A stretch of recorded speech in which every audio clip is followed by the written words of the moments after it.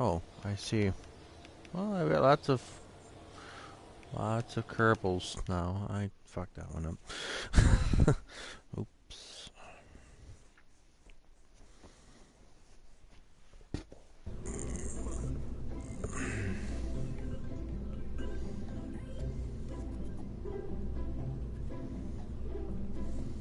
All the Kerbal's cheeses. Yeah, you can say that one again.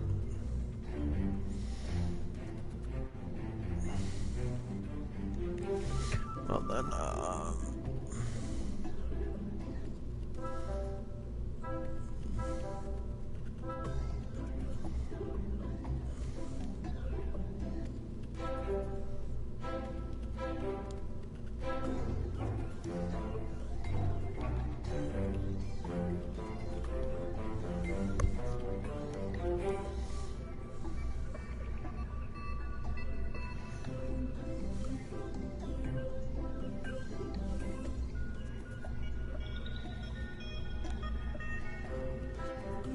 it's good to know that you'll never run out of Kerbals.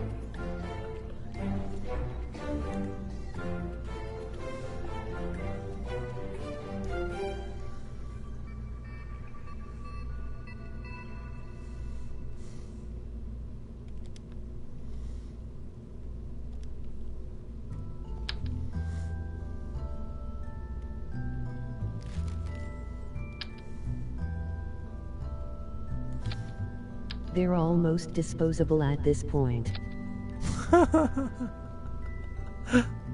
Oh.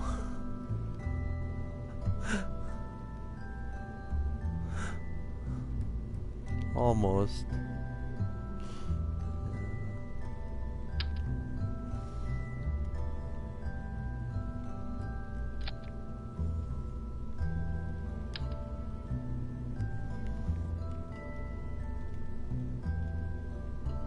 But not Jeb, never Jeb. No, he's survived a bit too much.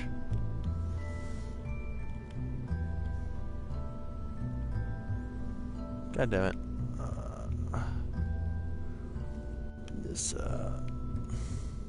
There we go.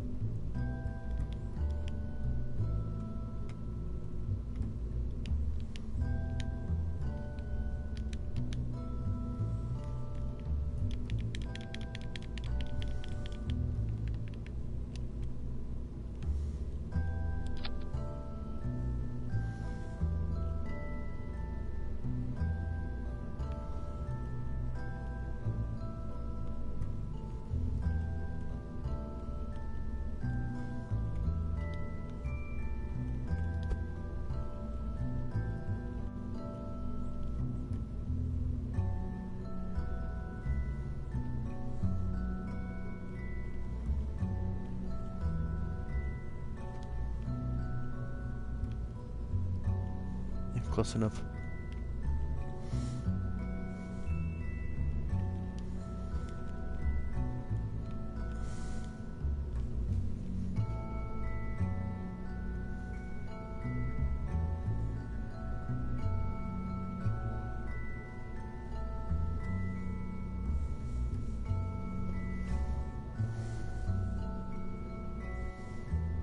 Hey.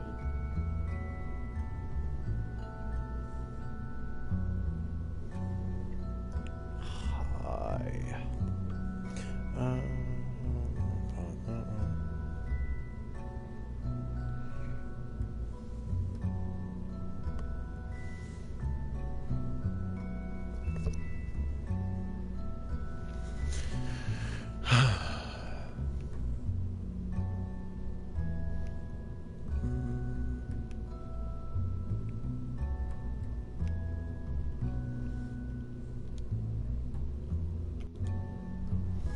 You know what? Let's just put a big, oh, you know, but if I'm gonna put an RCS tank on it, it's gonna be a big one.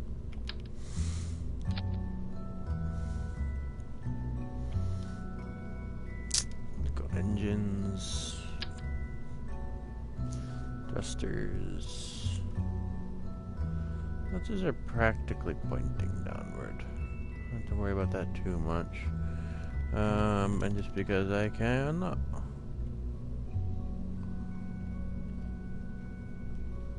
Eh, that'll work then, I guess.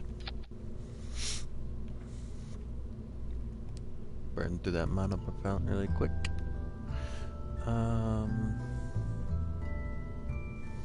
That'll get us out. That'll get us up.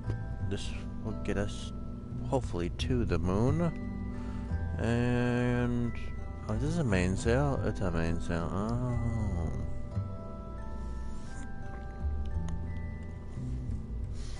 Forgot. I had changed from the skipper at one point. Or not skipper. No, probably the skipper, actually. Skipper. Well then.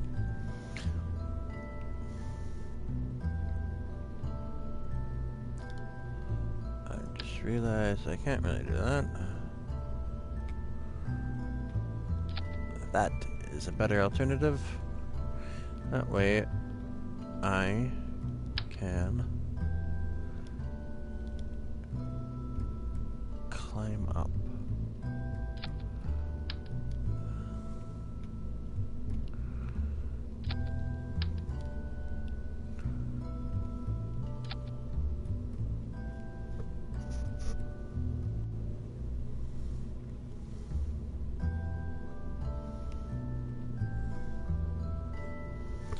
That'll help with that. Yep.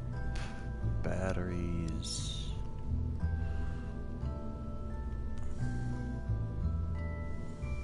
Yeah, fuck it.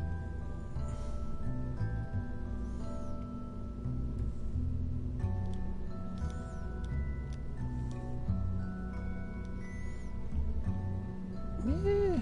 You know what?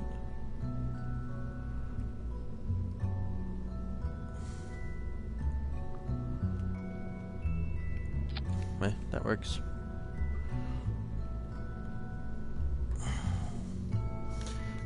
$3,200 electric charge, plus whatever the capsule sits at.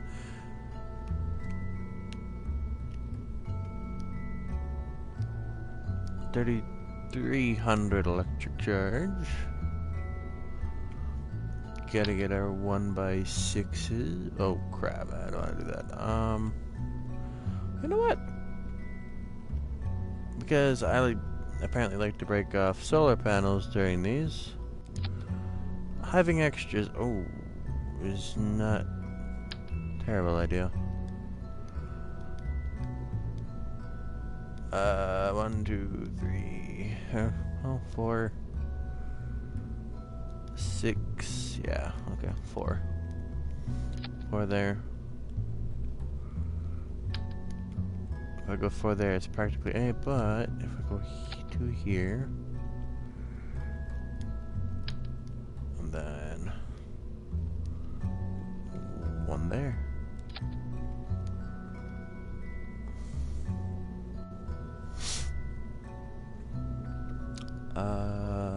We can generate electric charge, we can store electric charge. Hopefully this will be enough to land along with this stage. I'm going to the moon. I have a feeling that landing will be a thing that we will need to concern ourselves with. So...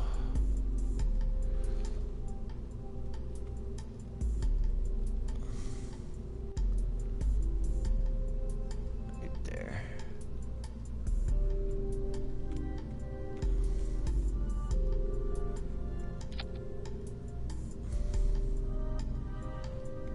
A little bit lower.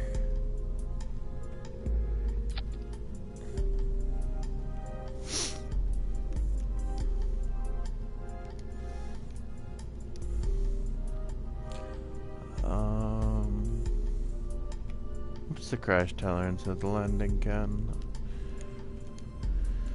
I'm afraid 8 meters per second. Second thought, let's bring that down a bit.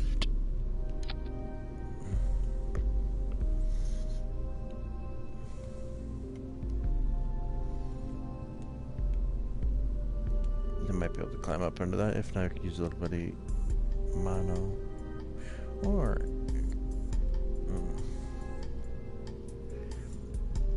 okay.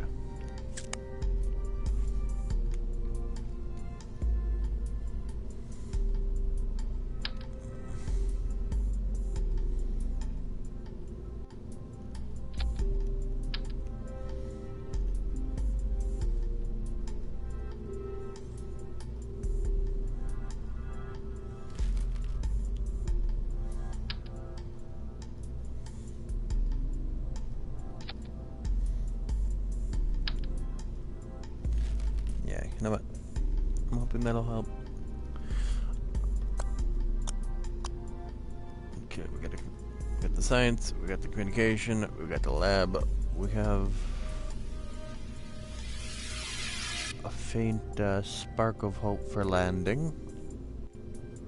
I'm hoping this stage can get us a little bit closer to the moon, maybe even slow us down on approach to the moon, but that's a mainsail, so I don't know. We might burn through our fuel faster than I'd like. Got all that crap, After a few seconds of that,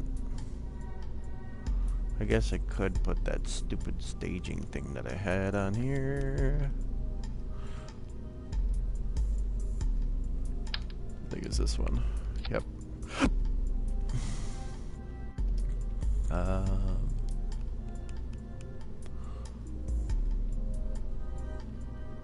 Actually, tanks.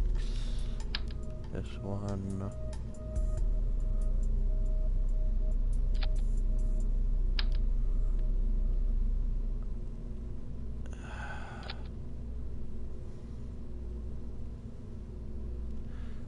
Then the fuel transfer here to here. Okay.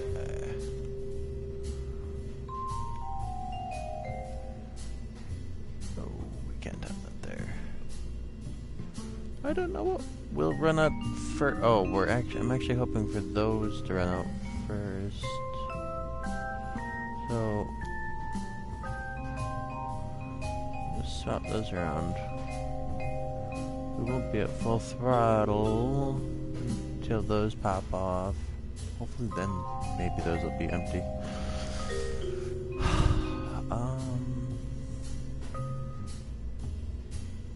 I'm hoping that's all I need from this.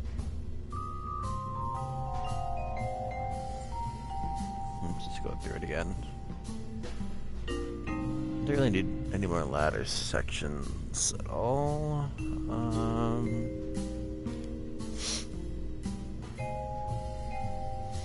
We got the goo, we got the seismograph,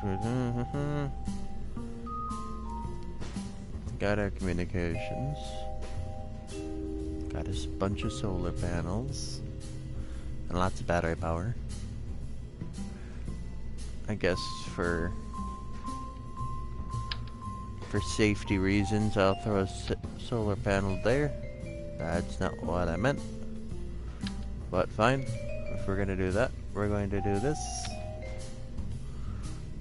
And that way, if I ever forget to deploy the solar panels, or we land on the dark side of the moon and we run out of electric charge, which won't happen, but, you know, I've made stupid mistakes before.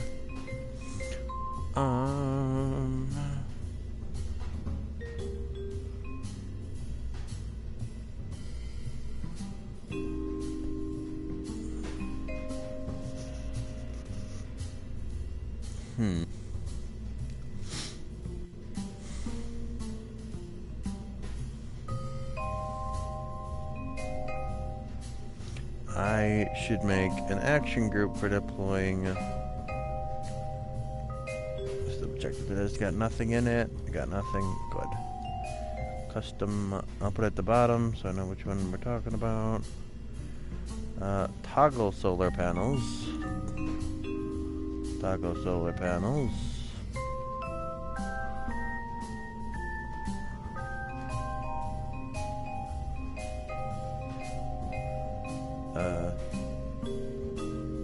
Toggle solar panel. Double checking. Ooh.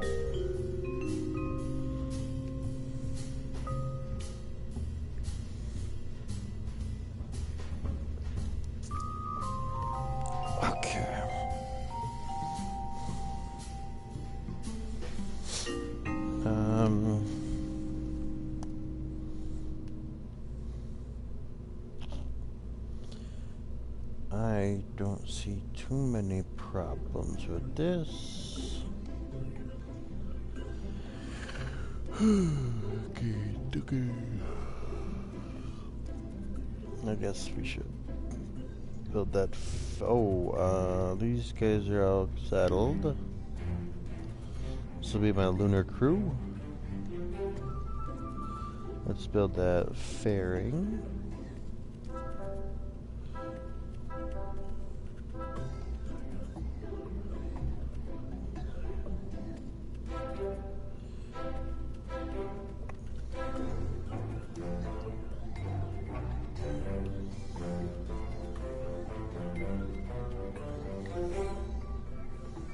There.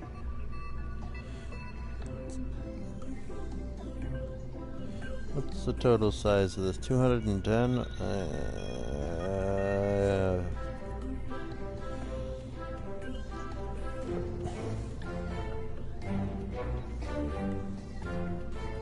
Well, let's just see what happens. We can always revert save. Launch, I guess. Oh, I didn't double check staging.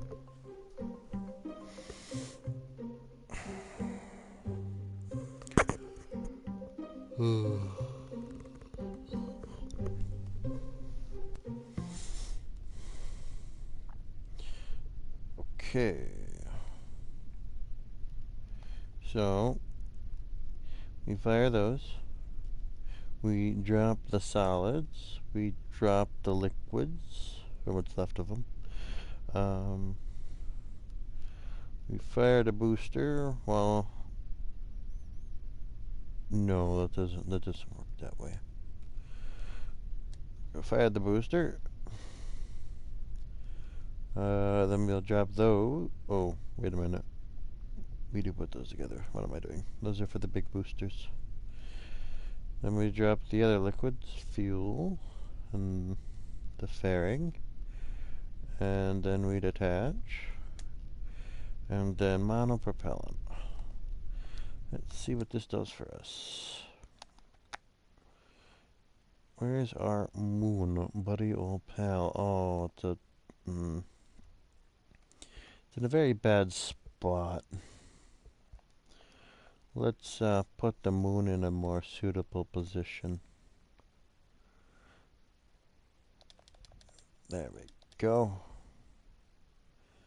A little bit more.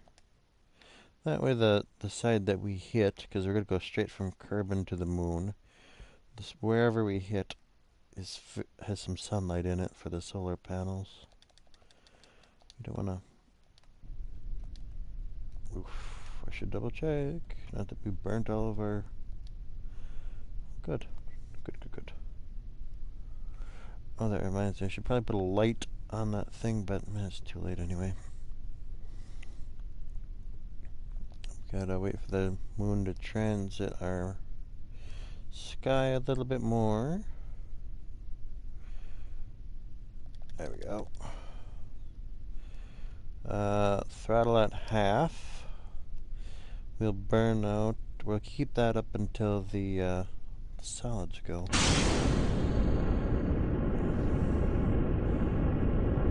Some fair acceleration.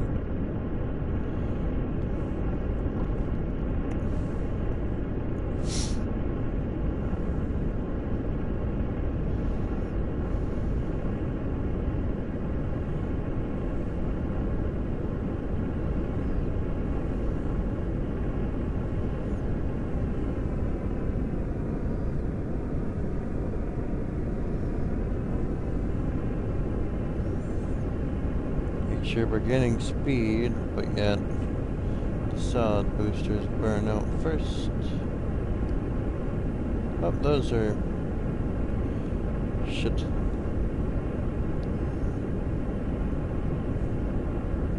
What just happened?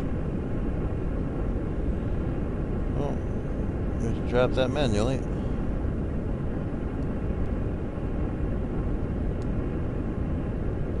Let's revert that flight to launch.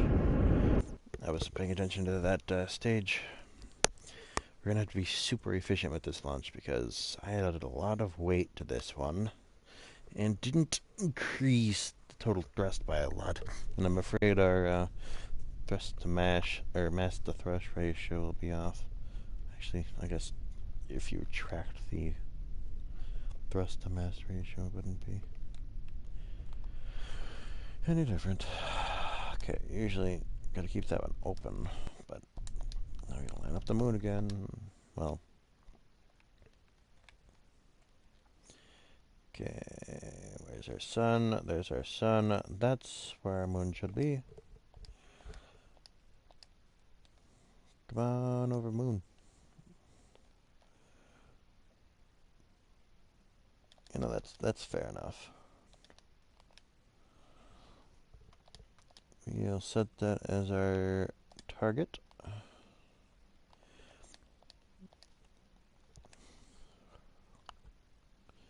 Transition.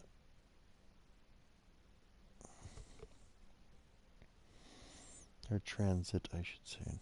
What? Did I say transition before? I really hope I didn't. Ugh. Wait for the moon to transit our sky. Get that SAS rolling. Turn this on before I forget about it. Rotate. About half. We got the SAS on. We're all lined up. Boom.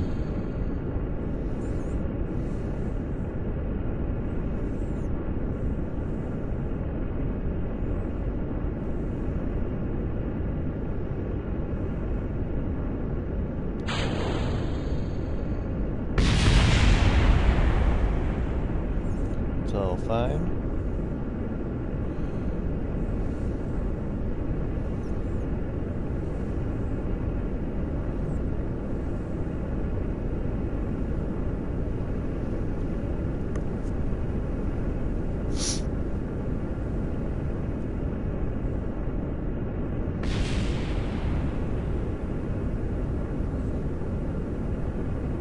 Probably have debris all over our landing pad.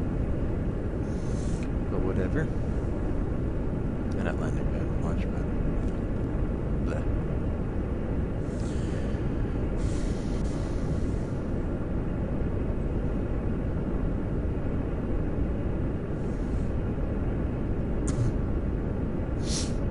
Gonna throttle up before we drop that solid.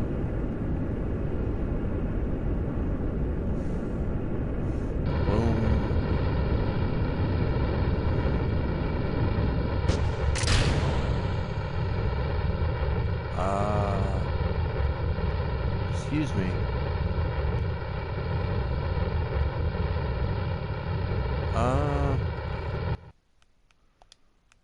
the fuck? I had a problem with these manifolds at one time, and I wasn't a huge fan of them. I thought these were decouplers. They don't act like them, really.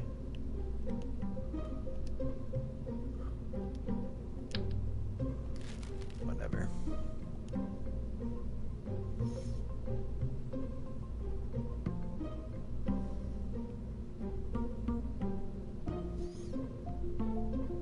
Let's just use the ones that are radio decouplers. Is this worth getting?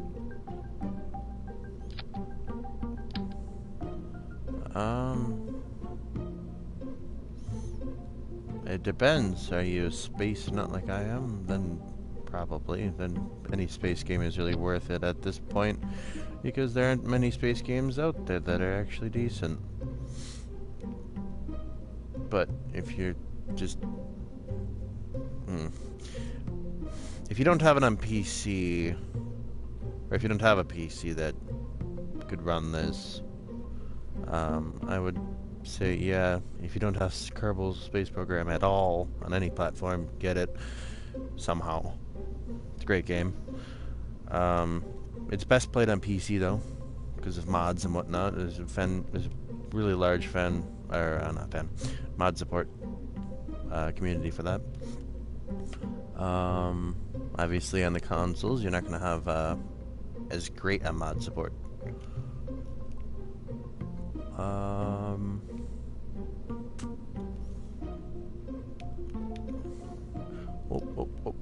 Double check our staging here.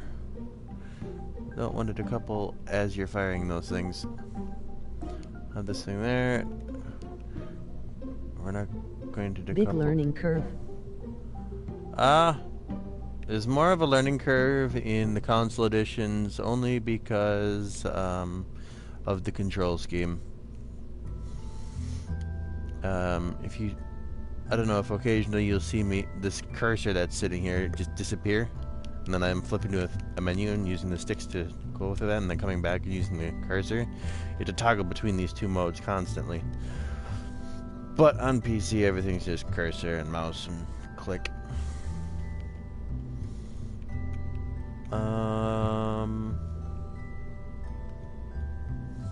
And if you're wondering why, if I prefer the PC edition, why I'm not streaming on a PC edition, mostly because streaming services are kind of easier to handle on PlayStation.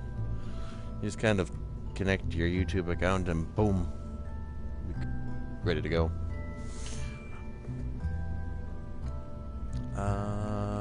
Drop the liquids, get the solids off.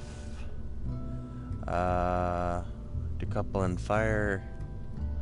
Decouple. Fairing. Detach. Okay.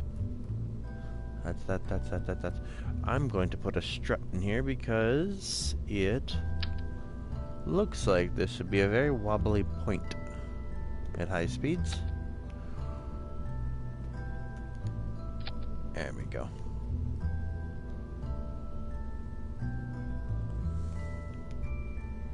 Let's put another one behind, or on the other side of that,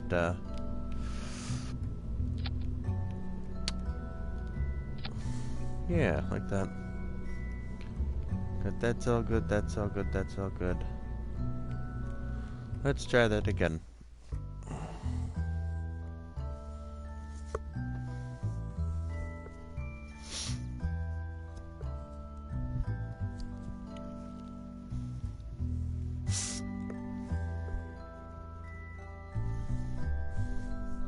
I guess come to think about it, I mean, if you're talking about a learning curve, if you don't generally have if you don't have a good idea as to how basic principles of sounds daunting, but basic principles of orbital mechanics work, like if you haven't ever taken like a college level astronomy class, I would say that getting used to how getting used to the how conic, well, I can't say conics, how orbits work, and how to adjust and transfer, etc., etc. Because if you've taken any of those courses through schooling and whatnot, you might go through the basics of how conic sections, if you get into your low-level calculus courses, conics work and how they tie in, and how accelerations at certain points in your orbits will, how they affect the shape of I the have orbit. PS4 and been a huge space fan since Alan B. Shepard. Oh, okay. Well, there you go. If you know a thing or two, that might work out for you.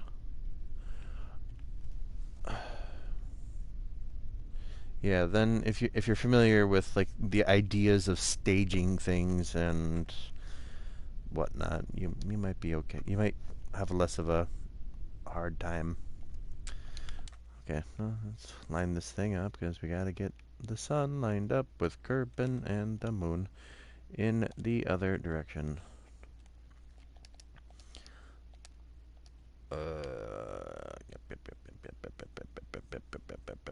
And stop.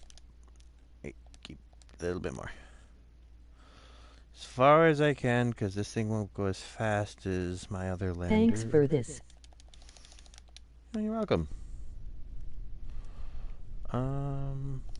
SAS, throttle about half. We don't want to burn through all of our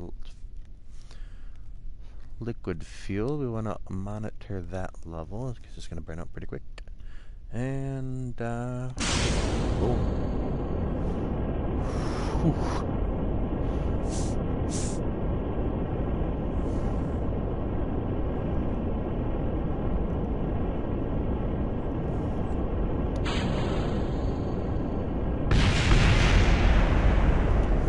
I'm just thankful that the crash tolerance for the main rockets are is fairly high.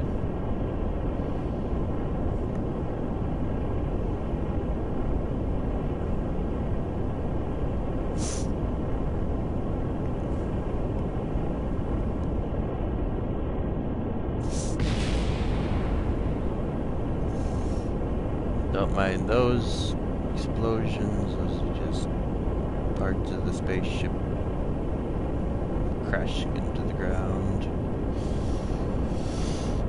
Okay, we're picking up some speed, which is good.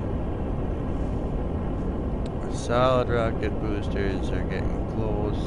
These will be the next ones I'll have to look at later on.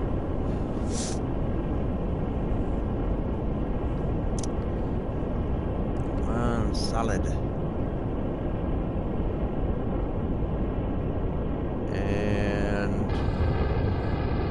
Throttle. Push those off. They fell off as they were supposed to. That's good. Now our acceleration will go through the roof because our mass is lower. And our thrusting force is higher. Our thrust force is higher. So your acceleration, therefore, has to be higher. Because efficacy MA. That's all Gucci. Throttle up. Boom. I should watch the map when I do this.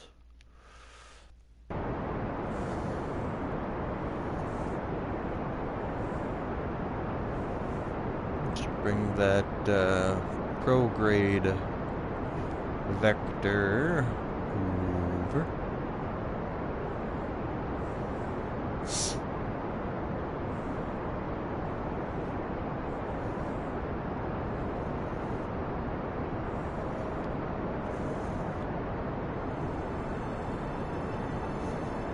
I should say the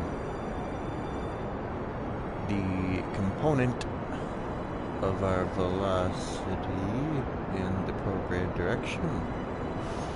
That's probably a better way of pointing it out. Let's really get that speed up there. Oh, I forgot to detach those. That sucks. Let's lose that because that's just more mass.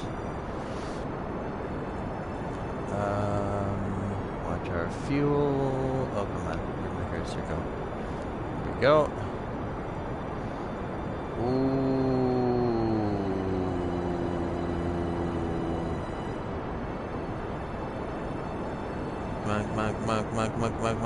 Moon. Yes. Oh, yes. Yes. Okay. So, we actually have some fuel left, though we are trucking at nearly 3,000 meters per second. Huh.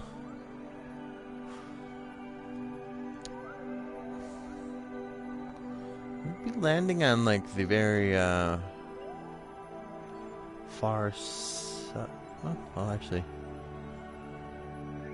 I hope we're not just gonna punch the moon. That's not a good time.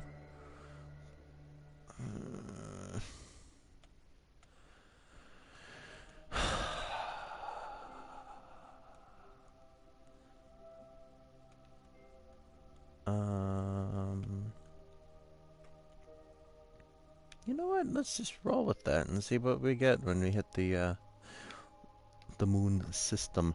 So, one thing to note, kind of how they define the encounters of each body. From here, well, obviously we're in. I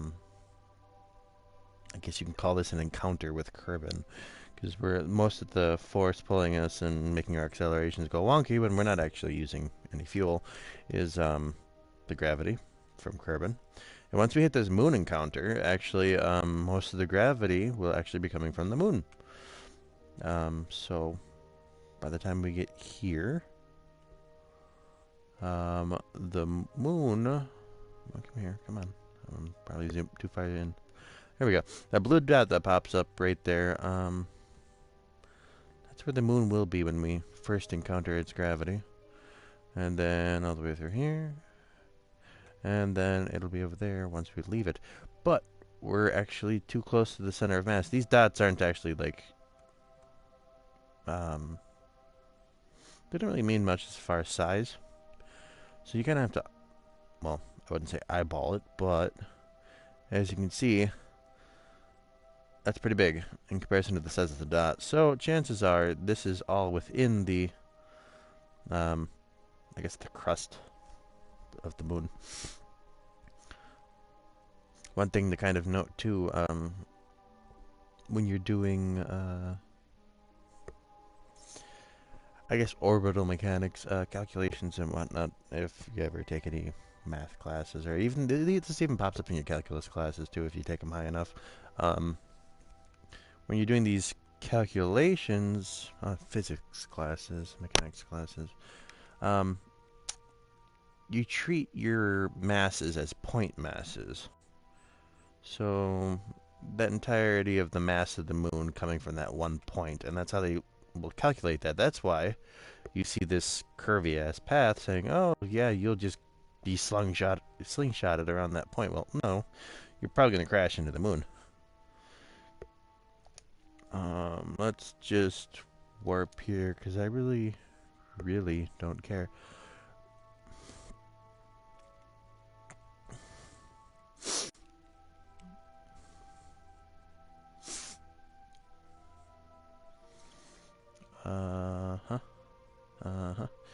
Keep her going. I guess the nice part about what I just did was due to the fact that the top of the parabola, when I was at closer to Kerbin, was just at the edge of the moon's orbit. So I'll actually have a slower speed as I'm coming in contact with the moon. Though, since my parabola was kind of arcing towards the moon, I'll have a lot more velocity to deal with in that direction. But I'll have less overall velocity since I didn't overkill it on the initial burn. So, Let's go somewhere where we haven't been before on that moon. I've got some time. I have, well, 500 meters per second isn't a lot to burn off with what I've got, so I've got like a half an hour IRL time to figure out what I'm doing. So, where is it? I have landed there, which, if I'm not mistaken, is considered Midlands. But since I'm here, I might be able to do some research at the pole of the moon, which would be a like completely new research, and I wouldn't have to worry about collecting new data. So well, the more I think about that, the more I like it. So let's do it. We're going to the pole of the moon. We got 10 minutes to figure out this maneuver.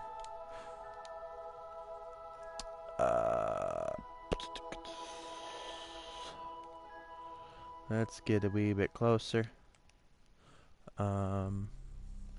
Cycle through this with buttons. We're gonna wanna kill some of that velocity, so we're coming kind of straight at it. There we go. That'll be most of our velocity. Actually, we'll be going up. As long as the number on the right is smaller than the one that... Oh, actually. Is it surface or... Is it surface or is it...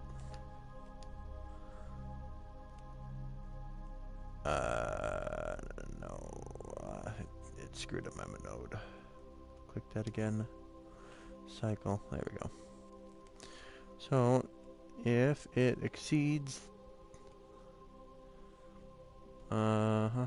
Uh-huh. Uh-huh. Uh-huh. Uh-huh. Uh-huh.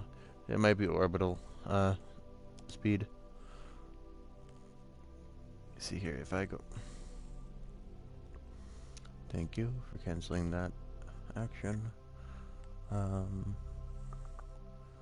546, 540...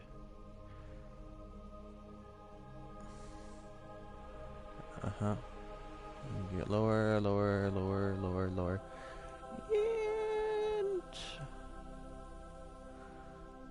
544, 545, 547, 555, and it flips. Okay. Well, I kind of think of it, that's only in that one direction. This is kind of a mix of vectors since it's at an angle. Yeah, okay. Let's just burn off most of that way. Back out. Click this one, click that one, click that one. Hopefully. No, I don't want that. I think that. And then that. Uh-huh. Uh-huh. A deer, I think. You know, if I overshoot it, I can always attempt to land at it. So, one way to figure out if I'm going in the right direction, I'm hoping it's this side and not this side. Actually, either way I'm okay with it, because I'll just land at a different pole. If you take this and you exit that one, if you click this and say it's in 2 hours, if you click here, it's in 5 hours. So that means you arrive here before you arrive here, meaning we're going to hit this, burn, and then come this way. So we are going to go to the north, well, whatever pole you want to call that. The pole that's... actually, kind of come to think of it, would that be... I'm fairly certain that would be the normal direction. Because right hand rule, that would actually be up as far as direction. We got 6 minutes yet, and that's a good burn of a few minutes. Let's warp for 4 some minutes.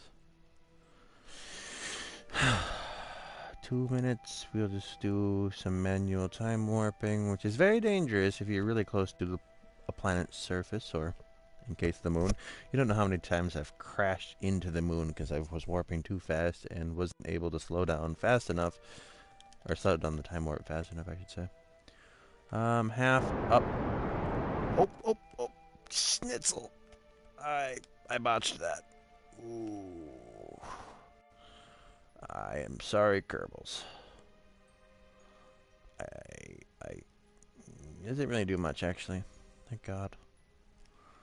10 seconds of burn. You. Fine. Well, we got plenty of fuel. That's good. 1, 0. Yep. Ha ha. Okay. So, see how we can see that the parabola of our orbit kind of exceeds and overshoots the center of mass of the moon. I'm assuming that they define the poles as where the orbit of the plane, or the plane of the orbit of the moon. If you come at drop a perpendicular through the geometric center, because these are fairly circular bodies. Just take a geometric center, drop a perpendicular to that plane, and then pop up where that surface comes up there. Well, actually, there's a few different definitions for that, I guess. With the well, yeah. Let's we're gonna be booking it, I feel, anyway, by the time we get over here. So let's warp there. Yeah, we're falling towards it, cause yeah.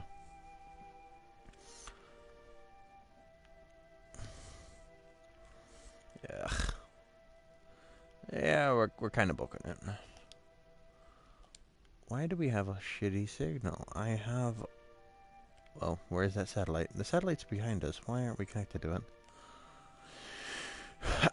Network. First hop. Path. Vessel links. Ooh. Huh. Maybe I made a bad communication satellite. Maybe I just don't know how to make a communication satellite.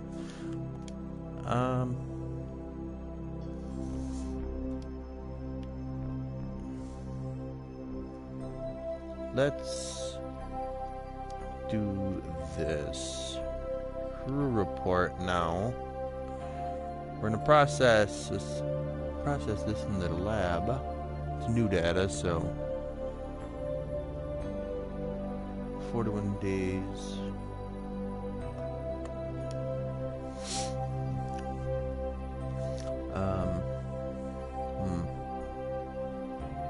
You know what? We might have some time yet. Pilot to a very quick EVA.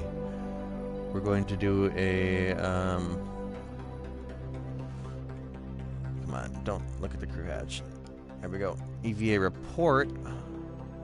Yeah, we know that. We're keeping it. We're gonna board back into us. We're gonna take this, go to review start data. We're gonna throw that into the lab. That way our lab guys have something to work with. Yeah, that's actually a lot better than what I was getting in orbit all around Kerbal a few days ago. So let's point this retrograde.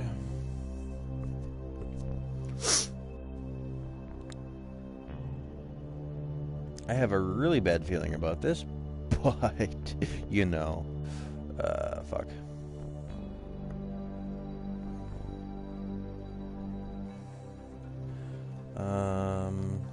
Where would it be safe enough to...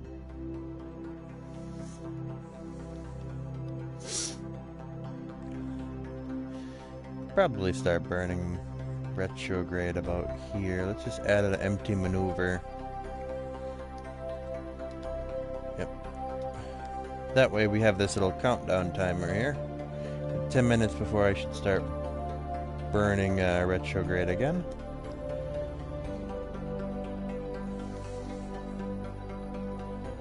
So I'm picking up a lot of speed.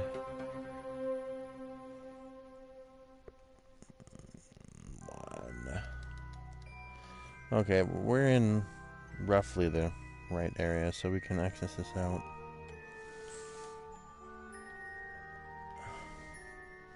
What's our electric charge looking at? Okay, we're generating, thanks to the one solar panel that's exposed, though. If I do this... Okay, yeah, never mind. I lied. Let's burn that extra orbital speed off. Hopefully, with our mass and whatnot, might be able to kick that off. Where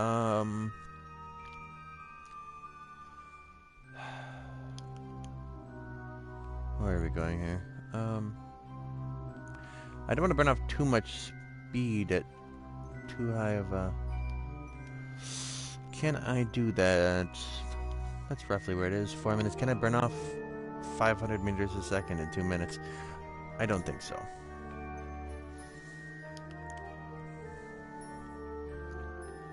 Where does the crew technically think we are? Are we above the poles yet? Nope, nope, nope, nope, nope.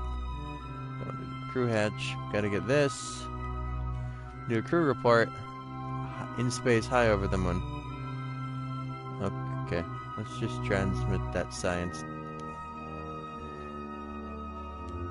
Out of curiosity, it does not change that, so it's good if you keep the science in the lab before you transmit shit. Good. 790.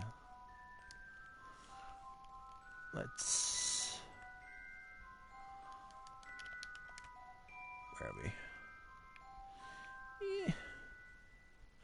A little bit more. Where's the...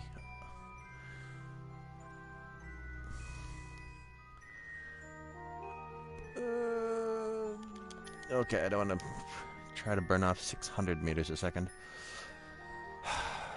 Let's put our throttle all the way up and burn. You know what? That's not bad. Though we are burning through monophoton really quick. 16.32 per second.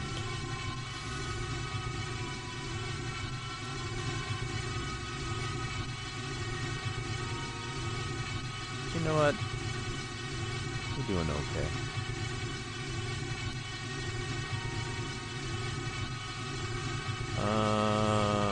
Yeah, let's just stop there. Let's get a little bit more speed going here. If this doesn't end up working out because I can't slow down fast enough, I think I will add more to our, add more solid rocket boosters to our, first stage. That we don't use as much of the second stage trying to get off the planet, and therefore less of the third stage to get into, this orbit, if you call this an orbit. We've got very little time. Whoa. Retrograde, retrograde. Oh god. Fire. I won't get that gear land. Oh.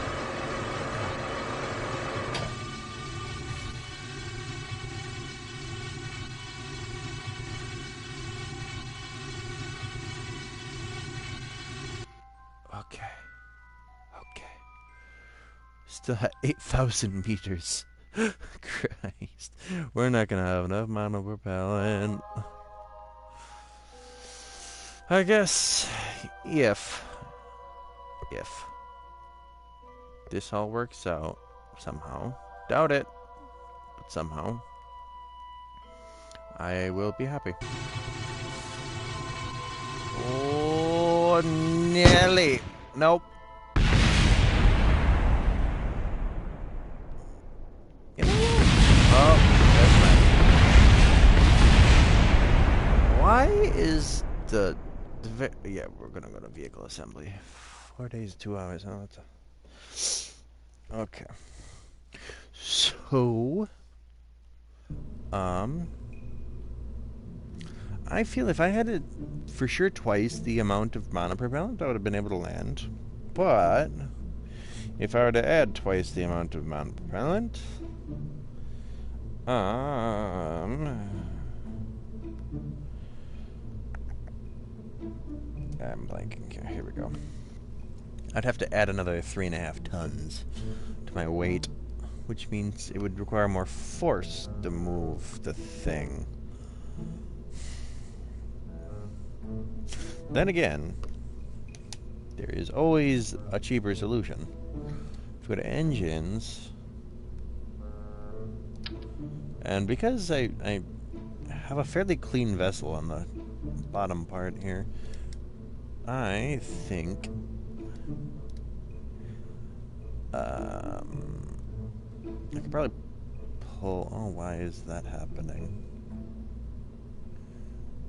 Oh, it's 6. Well, I did 4, so okay, this would probably work out a lot better. Oh.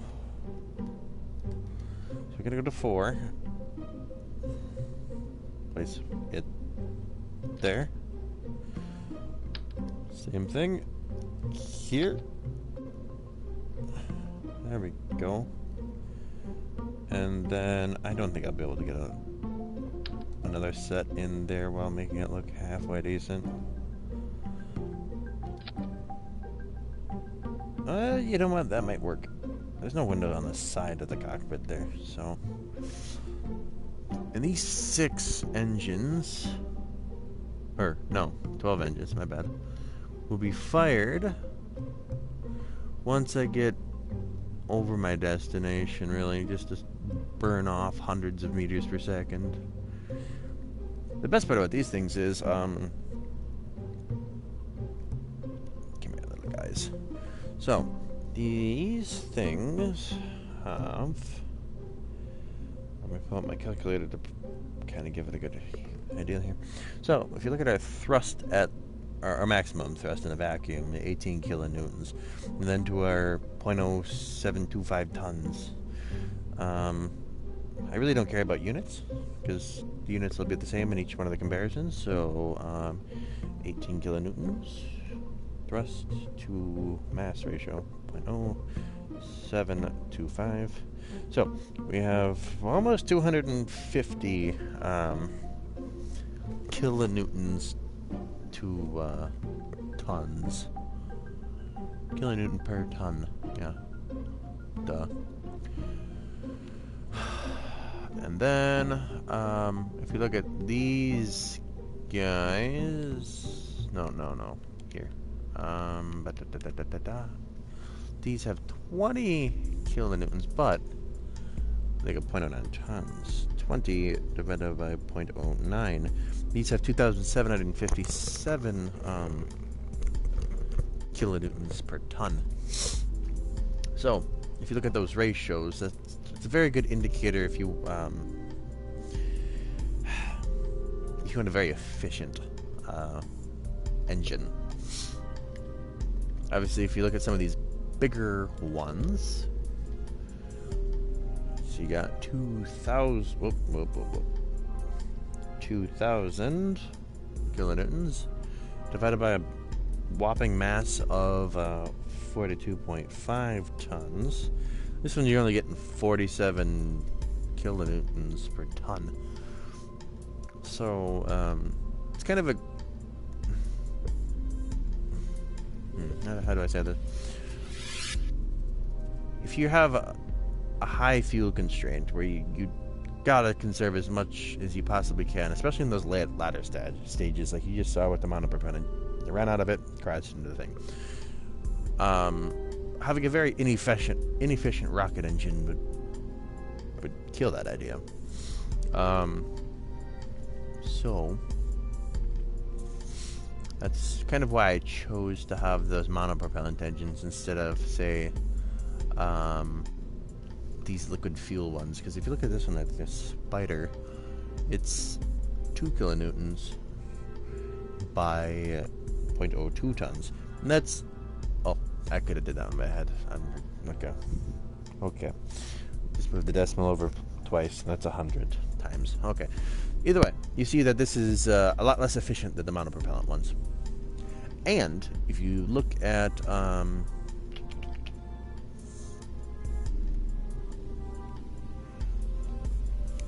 if you look at the propellant underneath there, it says propellant there. It says monopropellant 2.039 per second at maximum thrusting. If you look at this one, we're looking at 0.063 per second max for just a liquid fuel, and then you have oxidizer in there, 0.077. But if you look at that, you have to carry both liquid fuel and oxidizer, which is kind of heavy. Because if you look at, say, is there one that's roughly 750?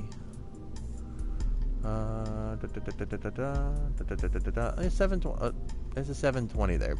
So about the same amount of fuel and oxidizer. This is 9 tons. You go up here, 750 monopropellant. That's half of it, 3.5 tons. So if you're looking for your final stages, monopropellant landing is probably one of the better ways to go about it. Later on, though, once you get the... I don't think... Well, you can roughly double this. So if you use, like, the atomic engine later on, it just uses liquid fuel instead of liquid fuel and oxidizer. That would be a pretty good landing stage, actually, because you just be carrying liquid fuel. About that's 800 liquid fuel, well, roughly 725. But you know what? I don't know the rate at which it burns it, so I can't really tell you how good it would be for a second stage. I should really think this a little bit more thoroughly before I say something, but it would have been a better last stage than one of these big ones anyway. Might be a good middle stage, that atomic one. Yeah. So, I added those solid rocket engines, which I didn't look at the thrust ratio, which might not be a bad thing.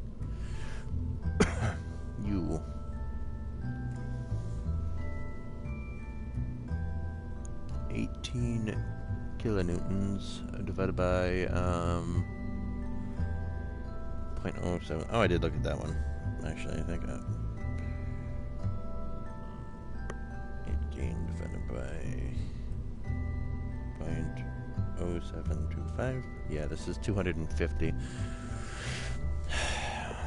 And this one's the many thousand, or the 1,500 one, I believe. So those are pretty good. What is 100 and... Oh yeah, 1.5. What is this one by chance? 6... Oh, damn calculator. 16 divided by 0.09. 177. This one isn't bad. It's less efficient as far as that whole weight to thrust ratio, which is mildly important. Yeah. But again, that goes back to having liquid fuel and oxidizer, so screw that. We don't need that.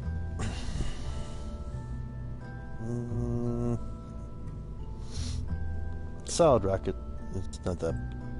Solid rocket fuel, it's not that bad for landing, but it's usually better for knocking out large amounts of velocity when you're close to landing.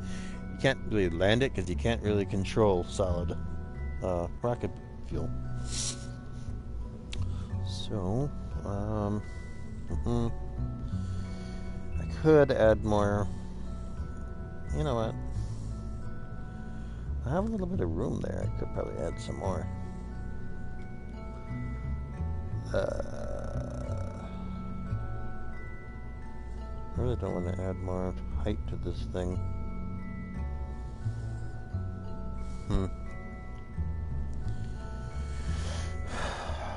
Let's do another 250 more. I think had I had a little bit more, even a few hundred more, that would have been a lot better. Edit fairing. That last section needed to be redone. There we go.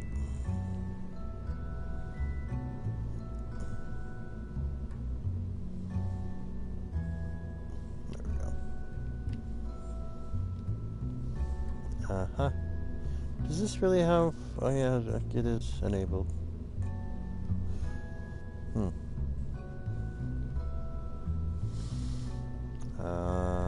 This whole mess apparently works. So... There's that. Burning all the small ones, and then the solid towards the vein. Oh, you know what? This would probably be a better idea. Okay, we're gonna save this. We're gonna launch it.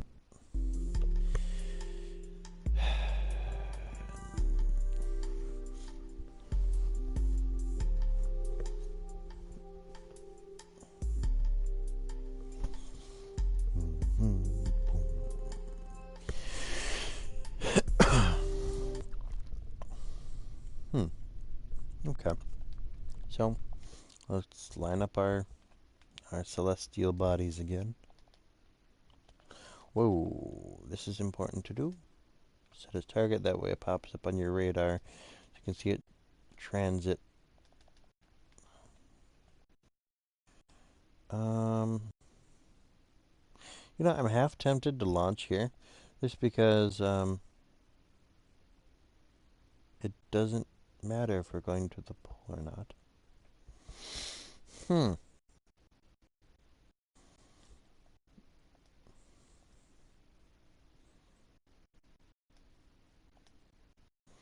if I launch here, you know, if you take the kind of the center of Kerbal, kind of line it up where you're launching from along that orbital plane of the moon, that's roughly where the moon's going to be and where you're going to end up landing, or where the moon's going to end up being. Over here somewhere. So that'll be in a fair amount of sunlight. Like.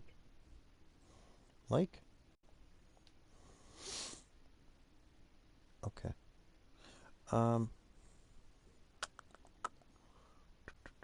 Wee bit more, because this is going to be a fairly slow vessel. I want to give myself as much lead time as I can. Okay. Let's just double check our... Okay, I had a few times where the electric charge wouldn't burn out because I left the RCS or something on when I was time warping and it turned night. I think we're good to go. I gotta watch this one for starters. You know what? Pin that one. And then start that one. Oh, wait a minute. I did not know I could transfer like that. Hot damn. Okay.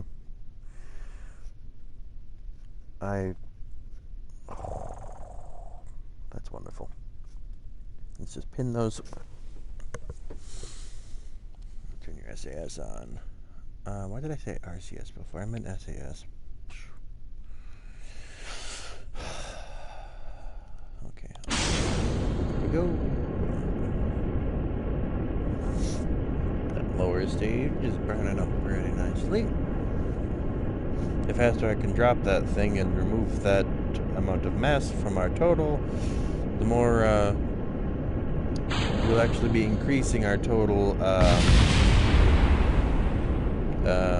thrust to mass ratio. So, yeah. That's burning pretty nice. So let's drop our throttle on a little bit.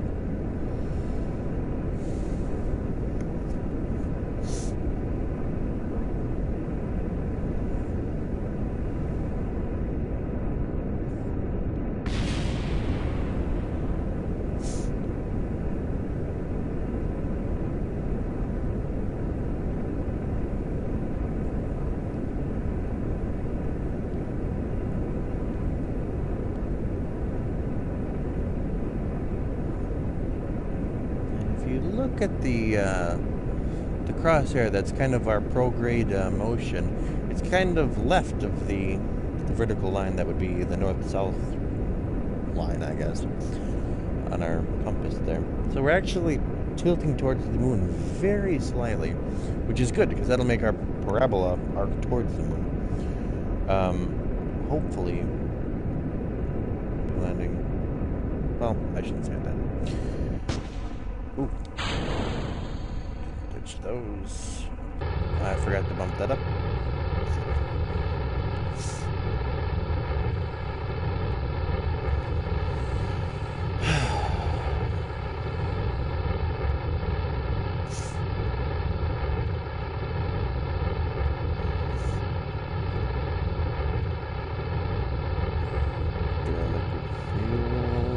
Burning out. Once that thing hits 0, I will drop the big stages. Thrust all the way up. Burn that out. Our fuel tanks, or I should say our radial fuel tanks, are draining now. Drop those once those hit 0, increasing our thrust to mass ratio. Yeah.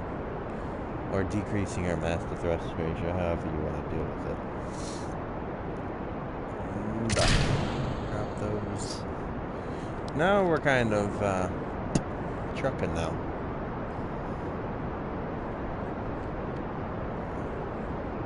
Actually, our vector, or at least our component in the prograde direction, kind of moved over a little bit.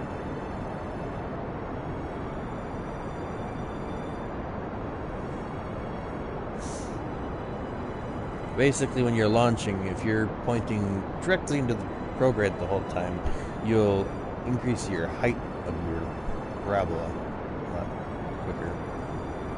Which, when you're burning fuel, that's pretty good. As long as you have the initial conditions down, you should be fine. I'm gonna point this up more.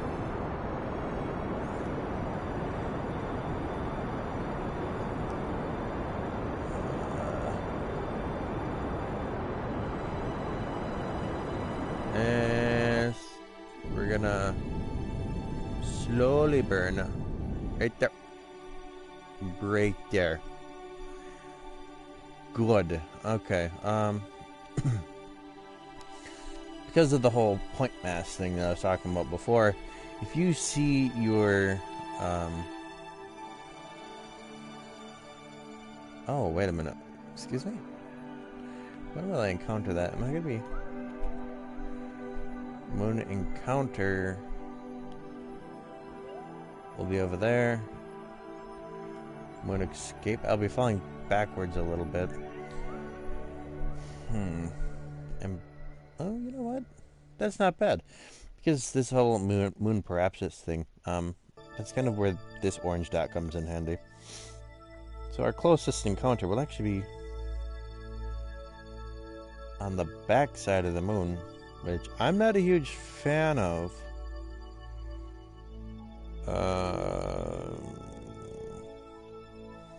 I don't want to burn anymore. I think I burned a little bit too much. So if I go retrograde, my bad. It'll take us a little bit to swing around.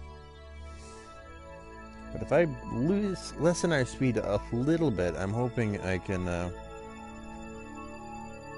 Well, actually, is that what I want to do? Because if I'm going to first encounter the moon over here and here, if I speed up,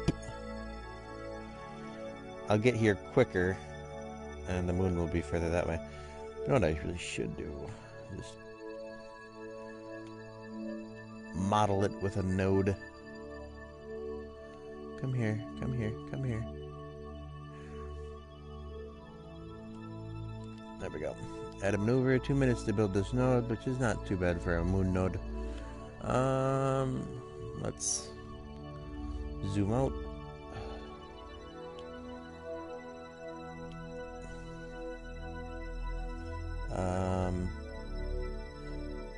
If we decrease our speed.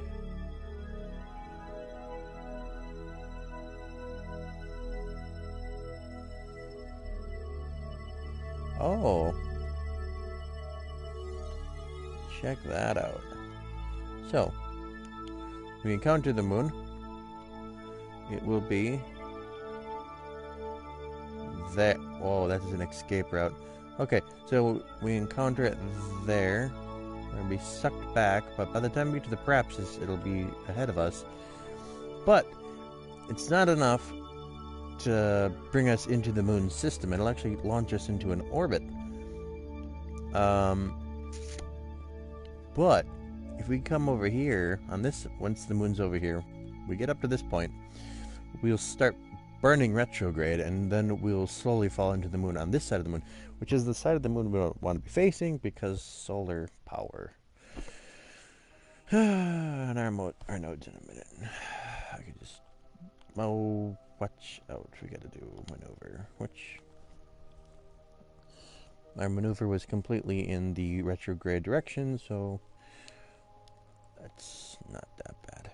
Whoa, that's a little fast for my comfort. 9, 8, 7. This is 6.9 meters a second. So this will burn really quickly.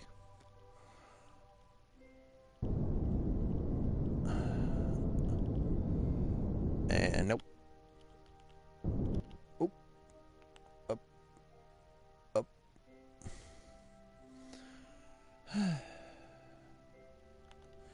Great. Let me add a little bit of speed, because it isn't quite where we want it. It's really, really touchy, because I only added 6 point some meters per second. And this is the prograde thing. Oh, it's retrograde. We want prograde. There we go. Get my SAS to work with me.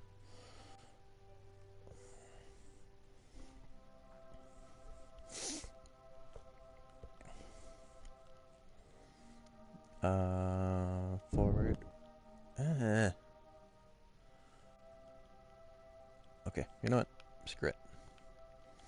At this rate, we're not quite there. So if I had a maneuver towards the end here that increases our speed ever so slightly. Oh, what? Oh, yeah, okay. So we'll encounter it there. Okay, I enjoy that one actually a lot. Let's add to our maneuver here. Ah, because that maneuver is in such a long time, I would like to get some more science than we had before in the lab before we actually get down to the surface. So, if we take our crew pod here, we do a crew report, we send it to the lab. Where is our science stuff? Here we are. Take this, log our temperature. We're going to send it to the lab. Accelerometer won't work until we're on the ground. Yeah, because it acts like a seismograph. Pressure data, we're in a vacuum. Whoopie ding. We're going to send it to the lab because reasons. Observe mystery goo. 95. You know what? That's better than nothing. Module inoperable. Let's take our scientist here. EVA. Oh no, of course that would be the problem. Okay, kids, don't try this at home.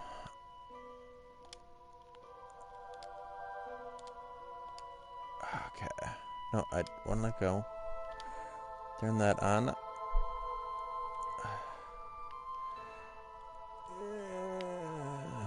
Had I known this was going to be the case... Whoa,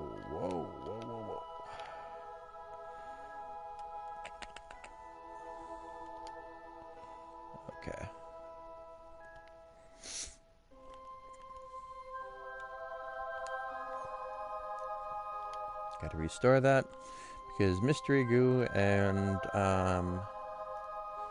the Science Junior thing that's up here, they and we can operate this from the inside apparently. Well, that's not the case, but the Kerbal is too far away from the thing to operate it himself. So, does that mean I'm going to have a... Oh, I managed to probably bug it into its position. Okay. Let's get the flock out of here. I wonder if I can use those little... If you look carefully, it looks like there's little handlebars at the bottom of this pod. Uh-oh. Up, up, up. Yep, yep, yep, yep, yep, yep, yep. Yep, yep, yep. Up, up. Up, up, yep, yep, yep, yep. That way, that way. Down, down.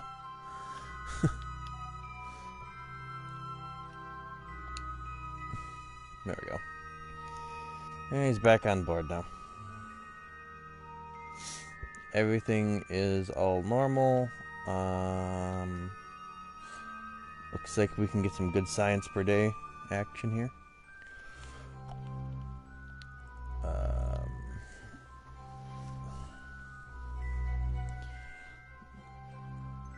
Still got 4 hours. Let's go to our map and do the time warp again.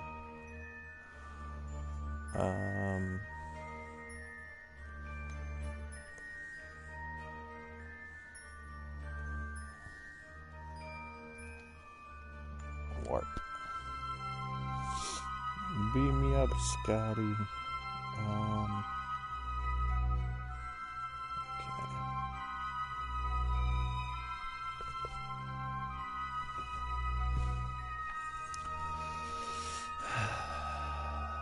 Getting closer. Time warp complete. How close can I get to that maneuver? Warp. Oh, pretty close.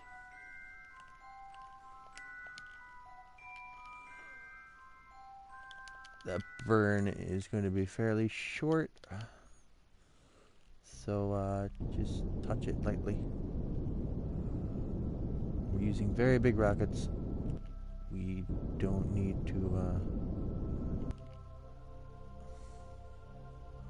fuck this up. What's that? What is that line?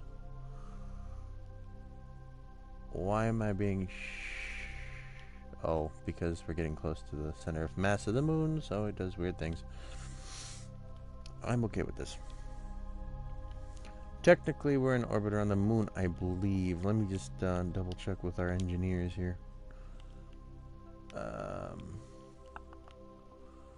By engineers, I mean the pilot. Crew report. High in space over Kerbal. Okay, we already have that. So we're not quite in orbit around the moon, even though technically we... Oh, no. Never mind, I lied. Moon encounters over here. Warp here.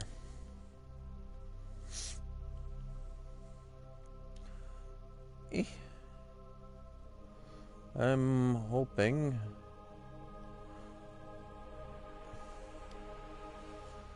You know what? That's not terrible.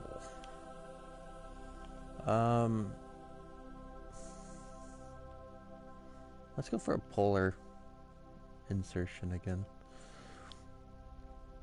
I guess a minute, that might be enough to give me something. Oh. Go up. Oops, I do not want that high.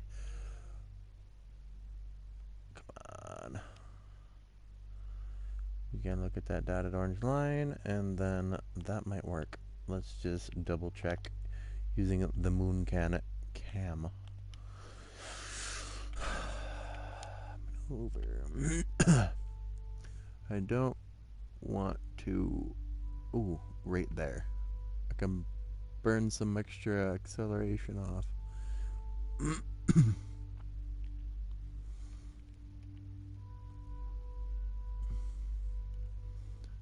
Ooh, there we go. Oh, there we go.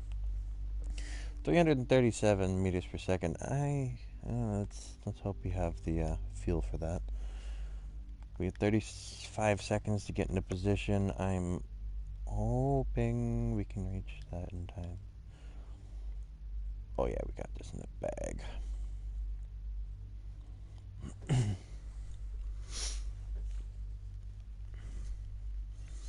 Being a 6-second burn estimate, we'd start it a little bit before T-minus 0 seconds, so we get the first half of this done. We got this. Ooh!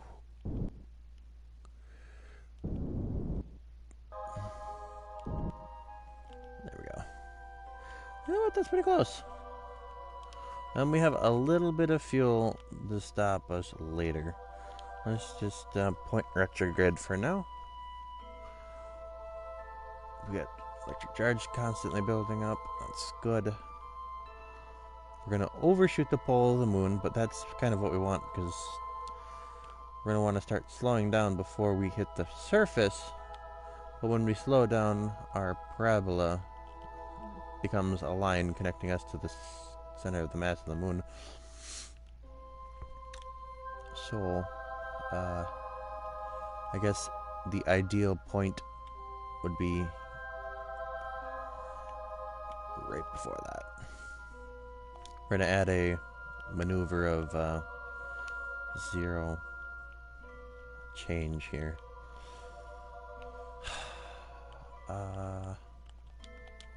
Tell me, Kerbal, are we... Oh no, we have to get a little bit closer. So I don't think we can change the surface yet. Yeah, let's just do orbit.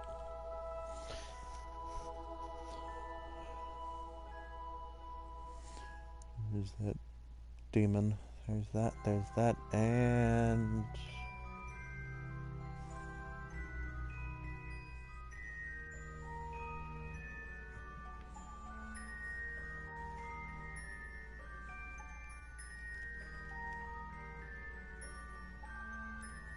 There you are.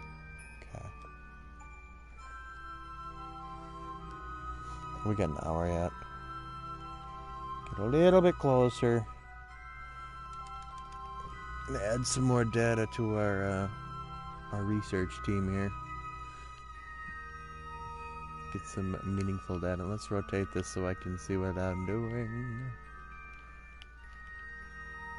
Right there. Coolio.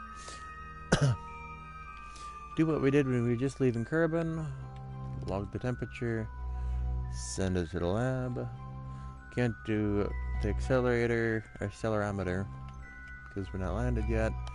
Logging pressure data up here. Oh my god, we're in a vacuum. The goo. Process that in the lab. And then our science junior. We're gonna throw that in the lab. Okay. I can reset all those non-reusable parts, or non-reusable experiments from the surface of the moon. What is clean experiments, man? I really don't know. Curb net axis. If I'm not mistaken, field of view, let's get that down to 17 degrees. Let's refresh. No, I don't want that. Oh, refresh. Ah! Altitude. Oh, center is at 13. Oh. If we can get Very close to 0 degrees north, and you know what?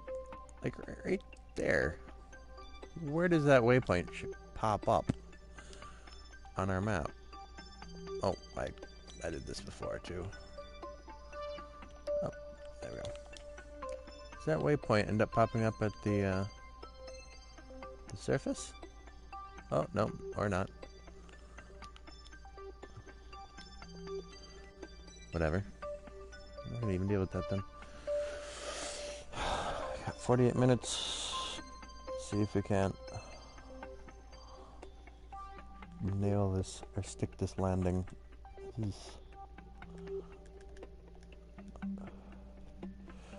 We're booking it, but it's not that bad.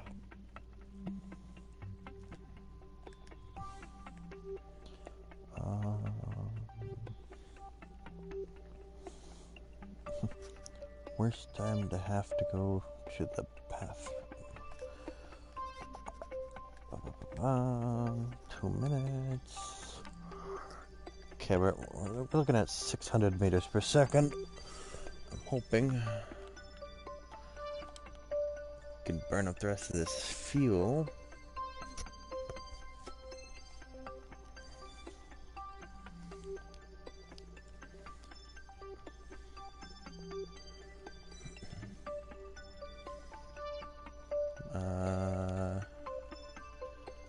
Yeah, that one.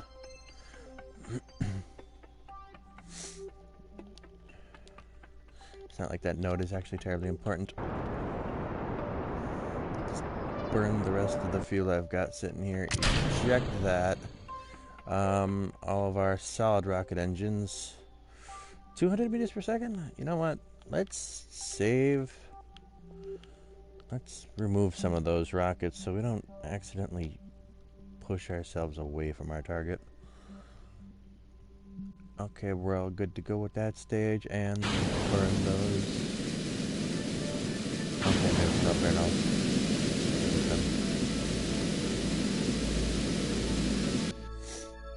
Okay, that's good.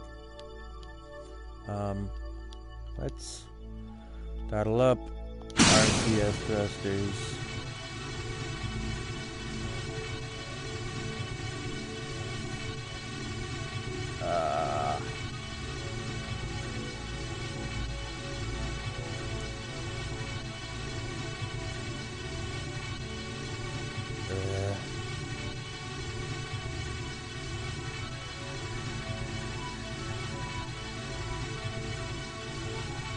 You know what? I'm okay with 87 meters per second for now. Because we're only gonna speed up.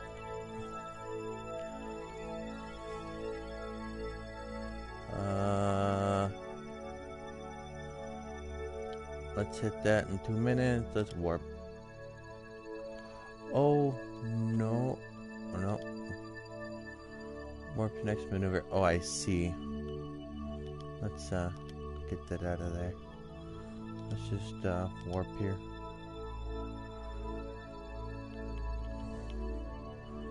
Because, you know, we're cruising again, but warp here.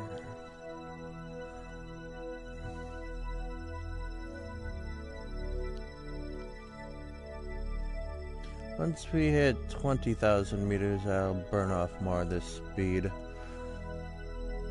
There's a difference between going fast and then slowing down as late as you can, and then, you know, dragging ass the entire way. Buzzer.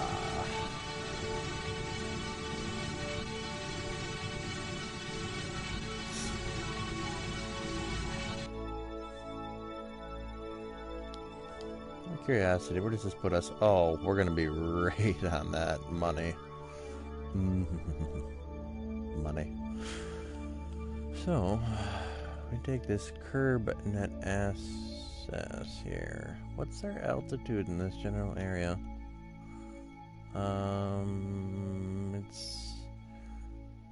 Let's take this field of view and slide our way down. Refresh. You know what? It's mostly flat. That's a good thing. That is a good thing.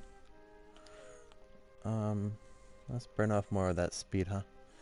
We're approaching 10,000 meters.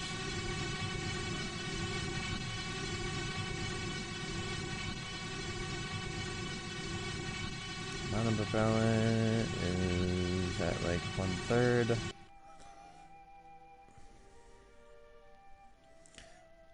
Maybe I was wrong, but it seemed like the numbers were differing, but I guess those were kilometers, weren't they?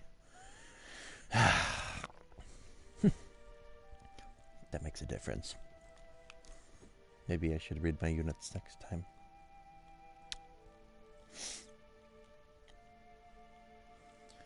Uh-huh. Uh-huh.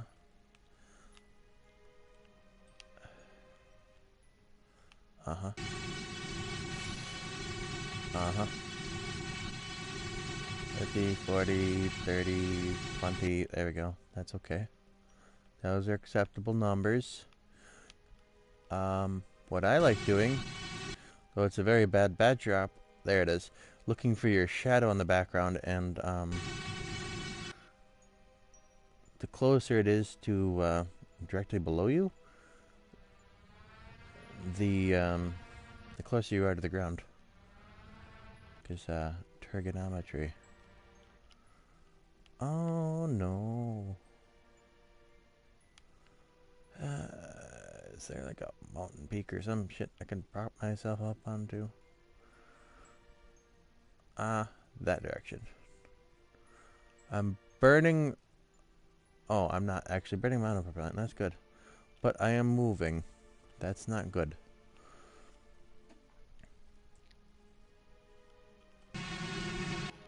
Let's reposition here. We got some mountain propellant left. I can steer into a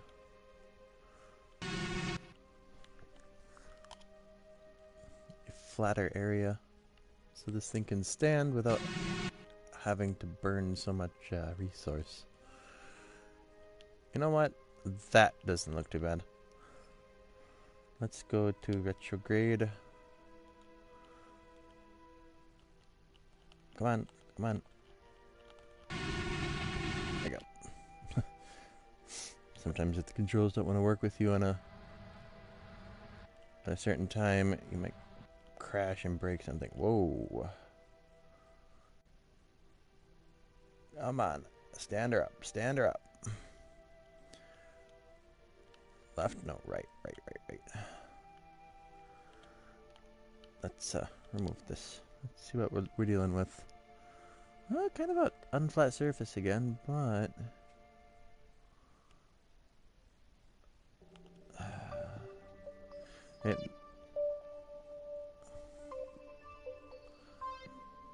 this way.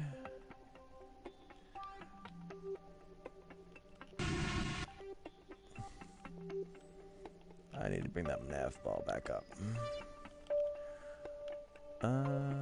Up more. Up. Up.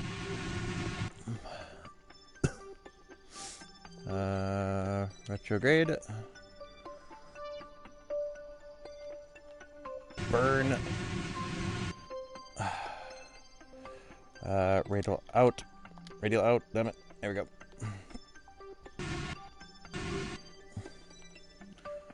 Retrograde. Clicking.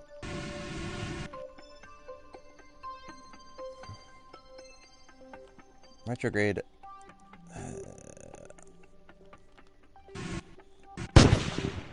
Oof. Luckily the crash.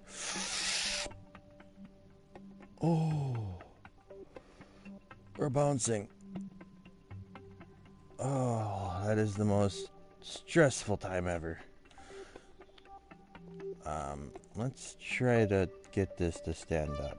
I'm hoping my addition of all of the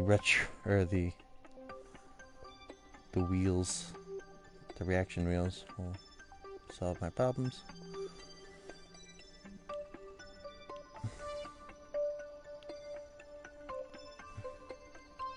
I don't actually need this.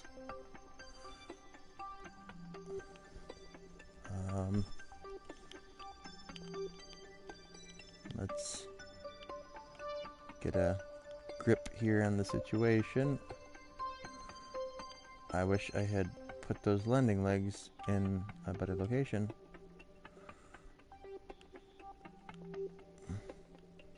Trying to just hop up this. Oh, you know what?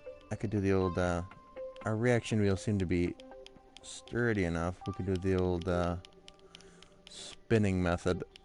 Spin and climb method, anyway. That's gonna let us down nicely. Let's just do, radial out for now, I guess. Oh, overstressed because we whipped it too hard.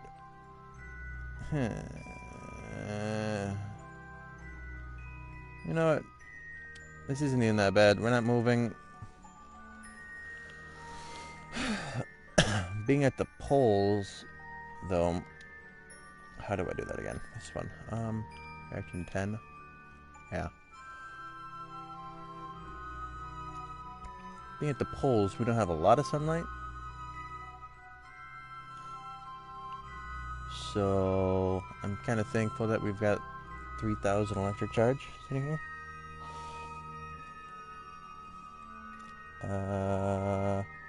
Blocked by terrain. Okay, good. We're not going to have any...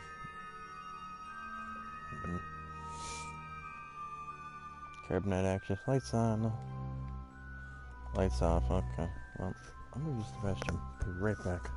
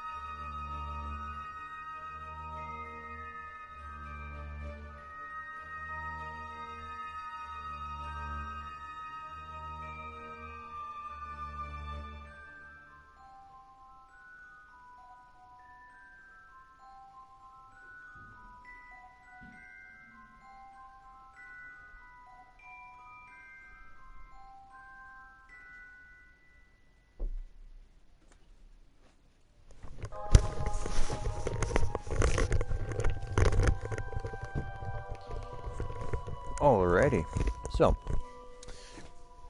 we're not burning a lot of electric charge. That's a good thing.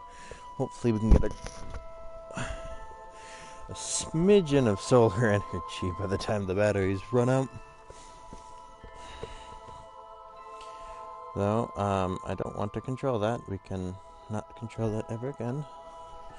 Extend our antenna. Blah.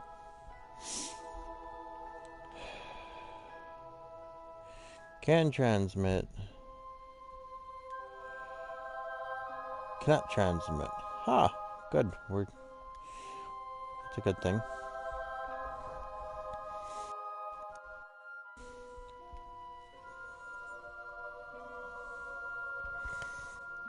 Okay, so now that we're actually at the pole, we can take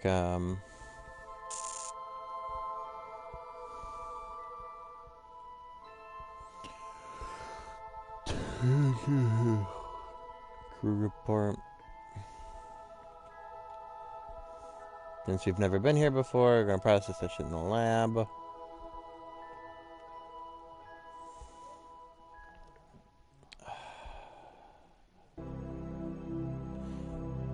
You know what?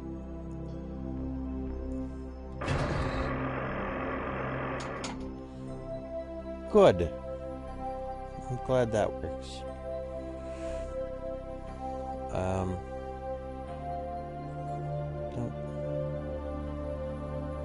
What happens if I turn that off? It should just sit, right? Oh.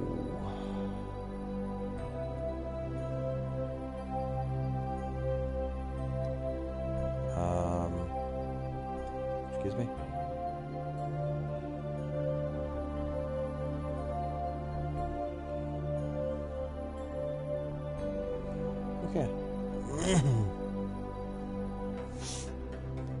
Good. Now we're not using any electric charge.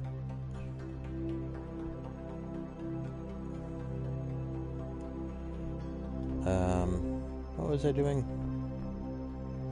Oh, I was doing things. Yes. Seismic data, because we can actually do that. Polar lowlands. Fascinating.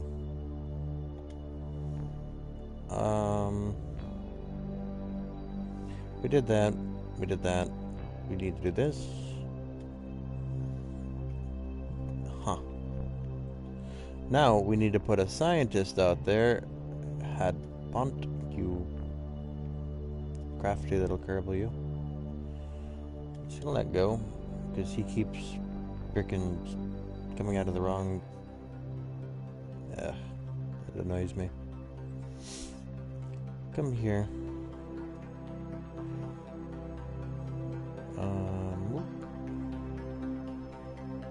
Gonna grab this. Oh, come on. Grab.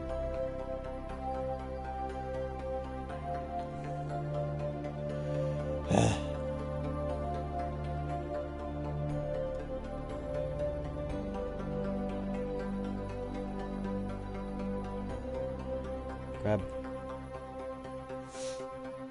So you can board from this side, we're just gonna complete bullshit, but.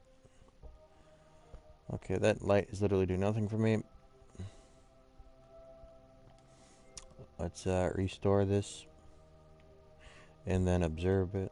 Observe it. Wow. I can't fucking talk. Believe it or not, I'm a native English speaker.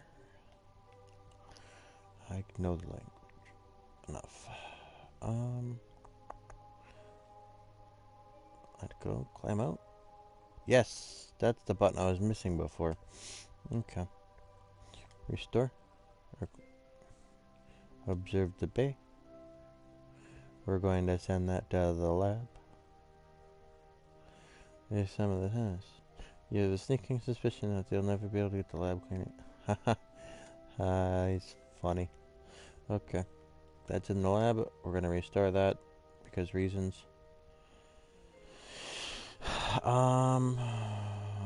You know what? I can EVA report as well. We're going to keep that.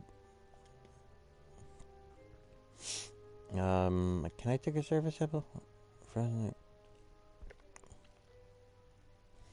fuck that. We're putting that in the lab right next to us.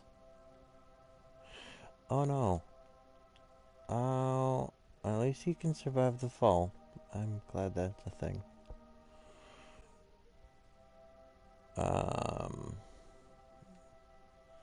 Let's just give ourselves a little boost.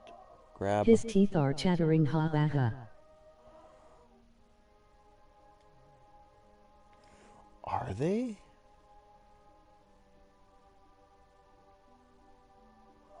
Oh yeah, kinda, yeah. Out of curiosity, what is the temperature in this? Oh, we're not gonna be able to see it from here. Board. Toggle display. 238.43 Kelvin. Which is only like -40 Celsius. Which, I guess, that's remarkable, isn't it?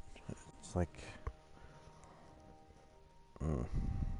That's got to be like in the -20 to 50 range, right? Google, what's 238.4 Kelvin to Fahrenheit. -30 degrees Fahrenheit, yeah, okay. That's like a cold winter. Though I guess if you look where we launch from, it looks like they're launching off of like the east coast of Africa. So, yeah.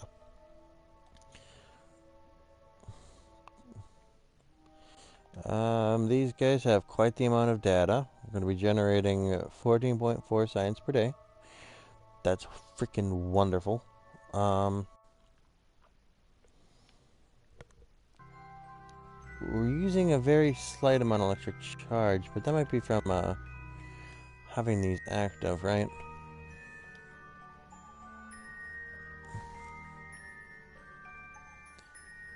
Right, yep, this is from having these 3 active. I don't want to burn up any more electric charge than I have to.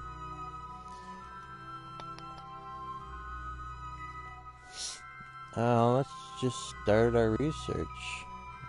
That's a whopping 14.5 science per day. Wonderful. I'm happy with it. Oh, let's not fuck it up. How much mana propellant is... Oh, yeah, we used it up. Duh.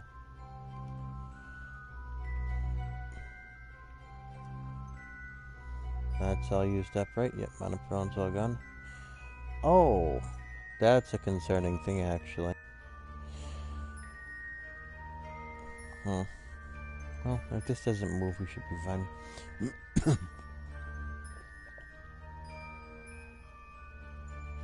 I'll have to get good at jumping eventually.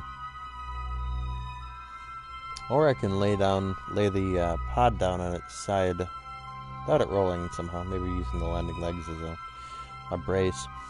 And then have the ladder kind of face outwards so we can get out and do things. Without mana propellant, I can't just fly up to the hatch on the right side. On the proper side, I should say. Be more succinct.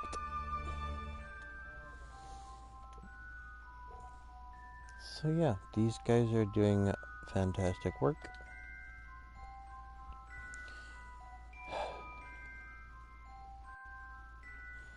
Space Center.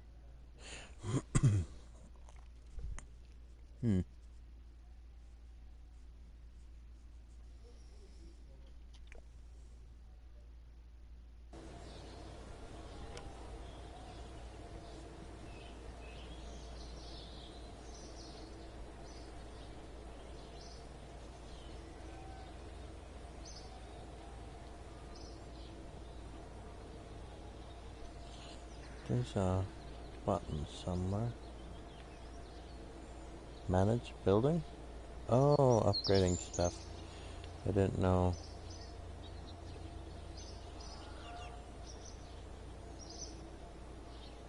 Oh.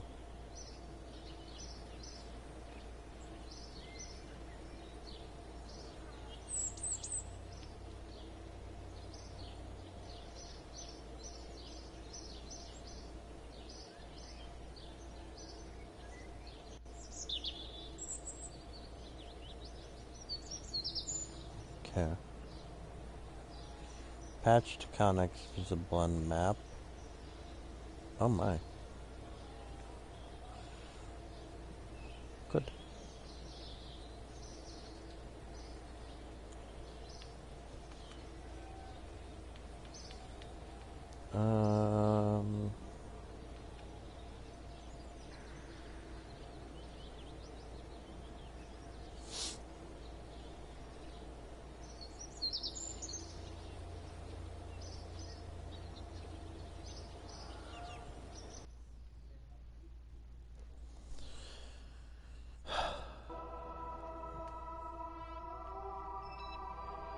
Okay, that is working properly then. That North Pole base, oh god, that's in my eyes. Okay. That North Pole base can actually send and receive data to the satellite, which is up there, and to Kerbal. I'm happy that it can go to the satellite right now. It might be because it has a deployable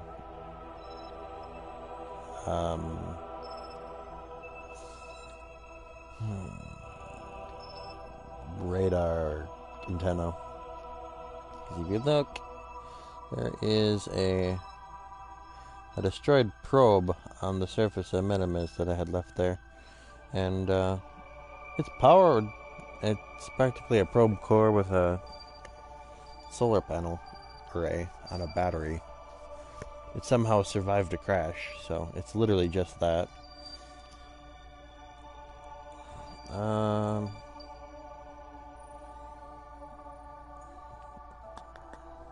Did a bunch of stuff at Minimus.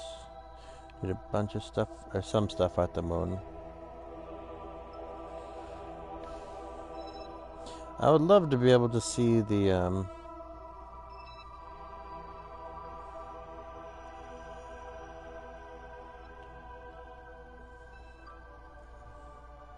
wait a minute. Oh, I see. There we go. The probe that I accidentally shot off into, orbit here. Oh, damn it. Where is it? It's orbiting the sun, which...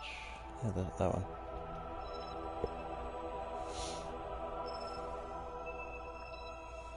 If I speed it up...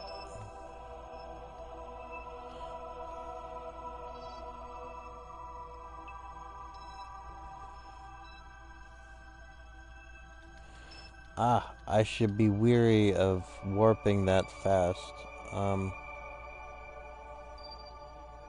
This will fill up with science. Ugh.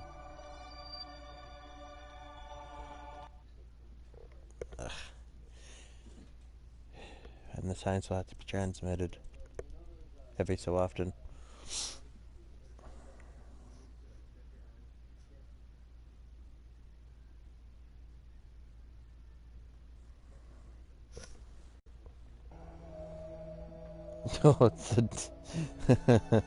We're not getting any sunlight. Do we have electric charge here? Oh, wow, we do. Why are we using so much electric charge right now?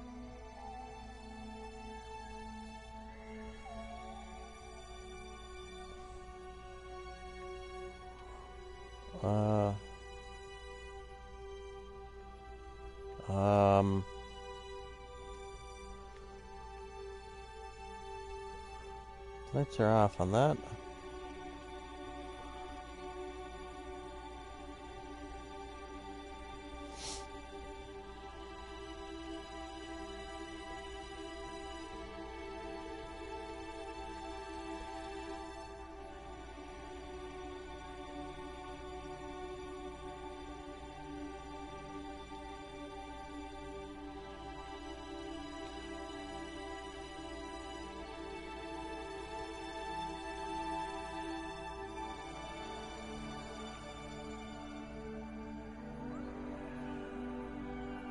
Huh.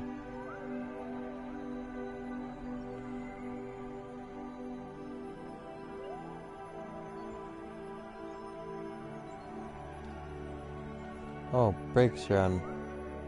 I thought that would actually make a difference.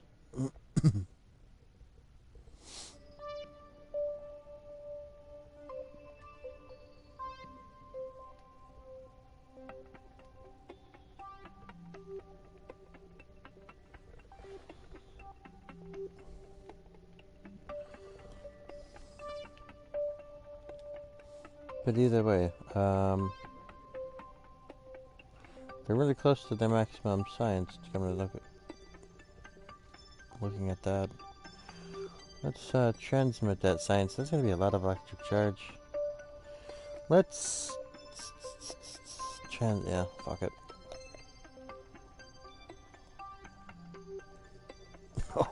Oh, these guys are gonna be without power for a while.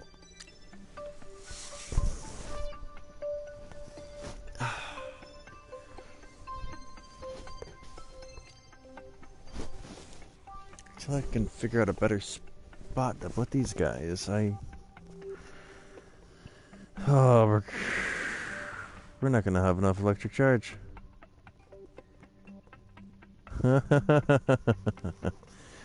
Wonderful.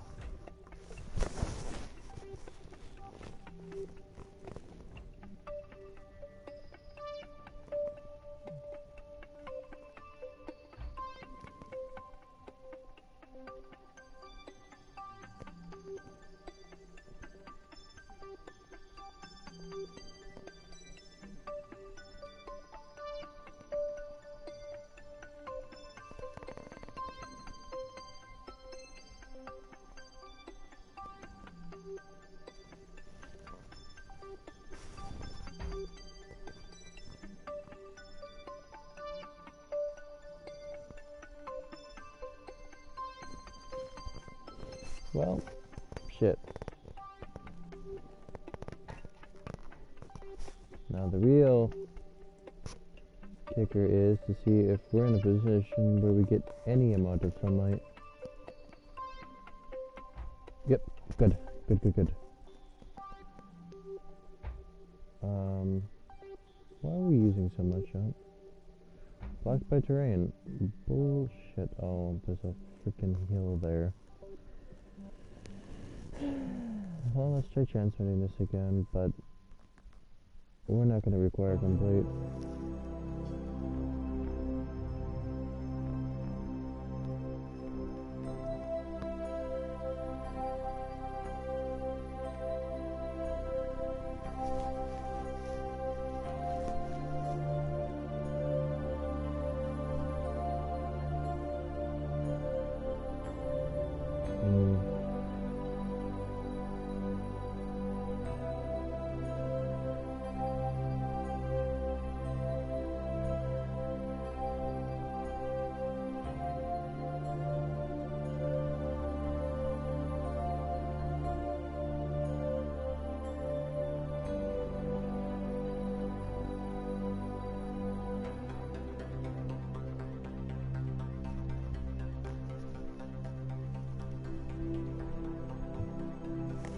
I should have figured that this was gonna happen.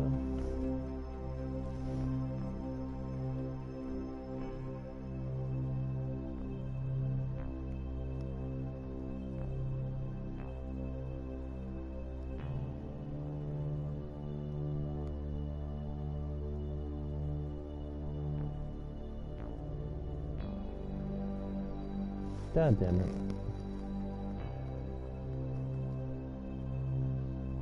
Gotta wait like another month.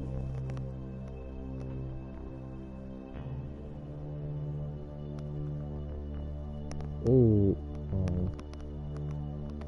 not enough light there. It's like a stupidly small window. Okay. Yep. Oh, right there. Okay. Transmit the data now that we have positive energy flow.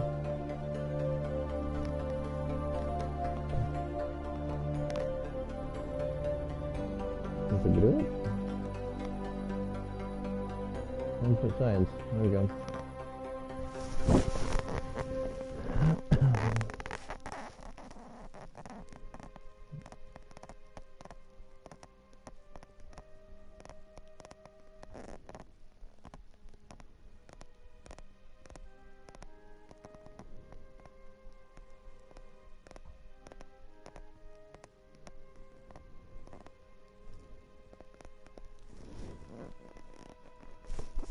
Good. It's 500 science. Just sucks that I can only transmit this once a month. Oh, this is a waste of science.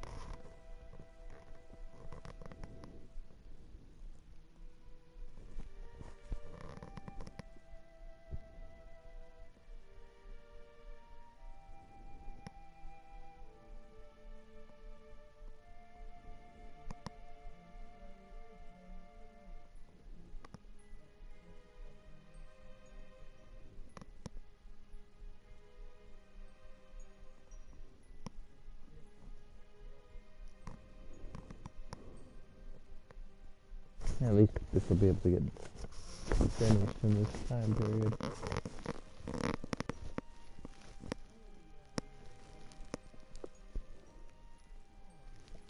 God. 500 science. Just poof.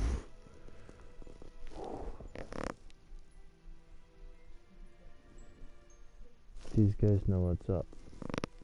Okay, let's go back to the Space Center now that we have a miraculous 500 signs laying around. I now understand the importance of putting a satellite in the orbit first. Which I guess is sort of allowing a scan pad of some sort to go around first. Oh, the fucking door's open. And so, yeah, there we go. Let's get to my favorite people, the R&D guys. They know what they're doing, or at least we hope so. This one, surface scanning, atmospheric oceanic sampling tool. Used while under the planet and moon. I'm like increase the accuracy of orbital survey scanners. Survey scanner, orbital survey scanner. That's good. For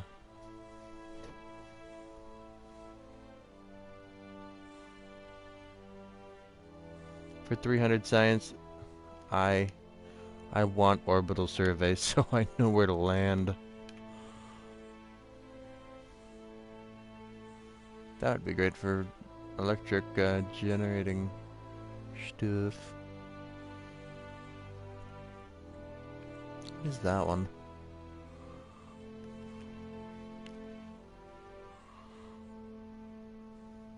Oh, is this the Xan? Oh, yeah.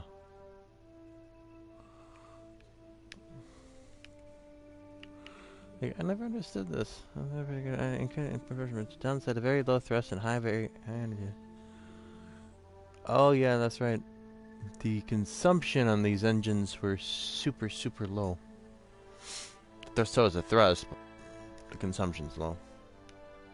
Therefore, not as much needed. I still got 300 some science to work with. I don't know what to do with this.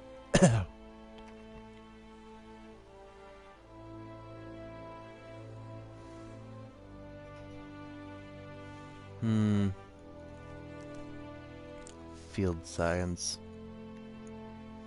That's tempting. Charge nuclear propulsion.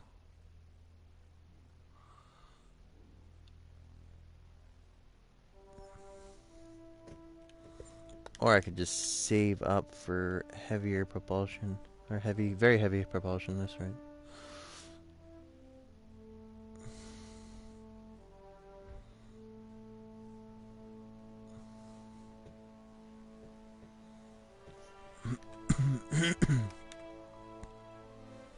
That's not bad either. Metamaterials.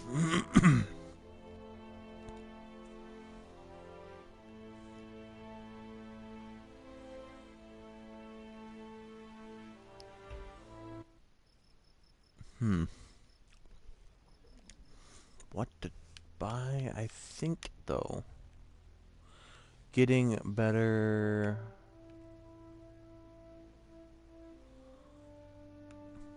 electronic stuff would be really nice. Especially if I'm going to start making surface scanning probes. So,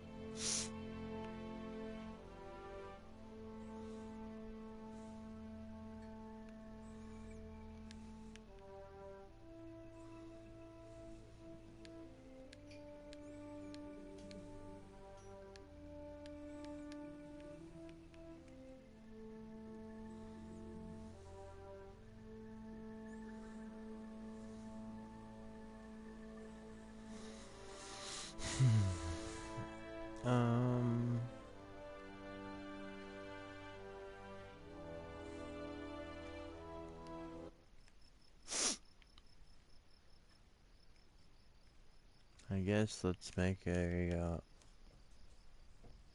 proper satellite for this. Fuck, I'm dying.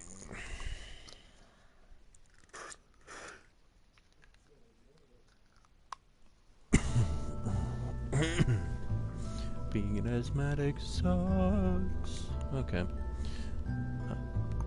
Open craft. Let's do a modified version of the satellite, because I really don't need a lot for this.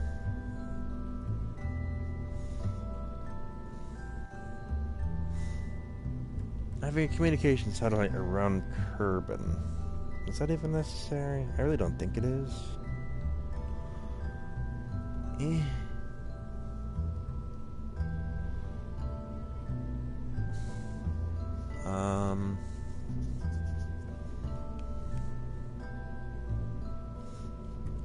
How heavy is one of these dishes?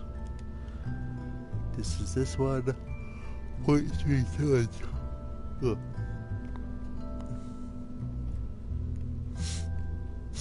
This is a data transmitter anyway.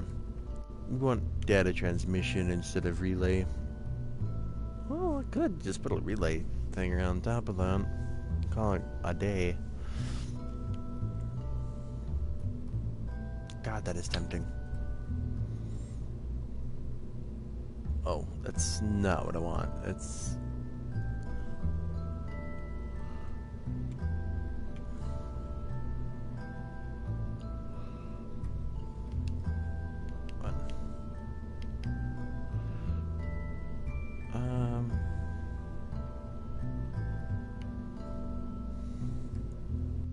I like the idea of having the clampatron on those things, on this thing, because if I ever have to like deorbit these things, I can do that manually later on.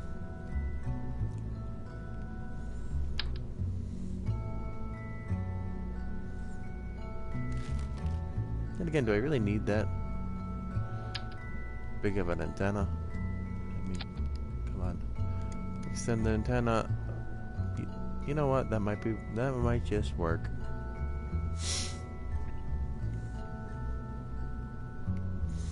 Solar panels. We have not much when it comes to battery power. Again, that's... Oh, wait a minute. Duh. Bigger, better battery power. Hot damn.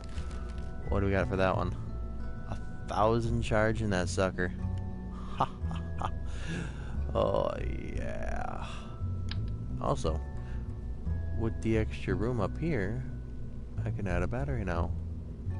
Which I could have probably done that before, but I didn't. I see. That stupid thing is in the way. 400.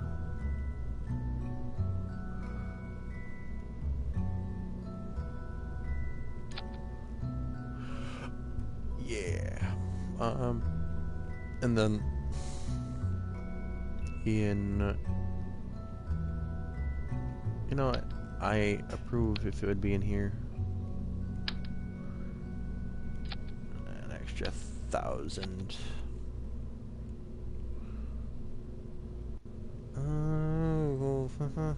If it's in high enough orbit, we don't have to worry about it too much. Well, it's 800 sitting right there, plus the 200 stored inside of there. The 300, my bad. No. Is it 200? It's 2 of those, which is 400. No, one of those, 200. And then 2 of those, yeah, okay, 400. 400, 1,200, 2,200 electric charge. That's not bad.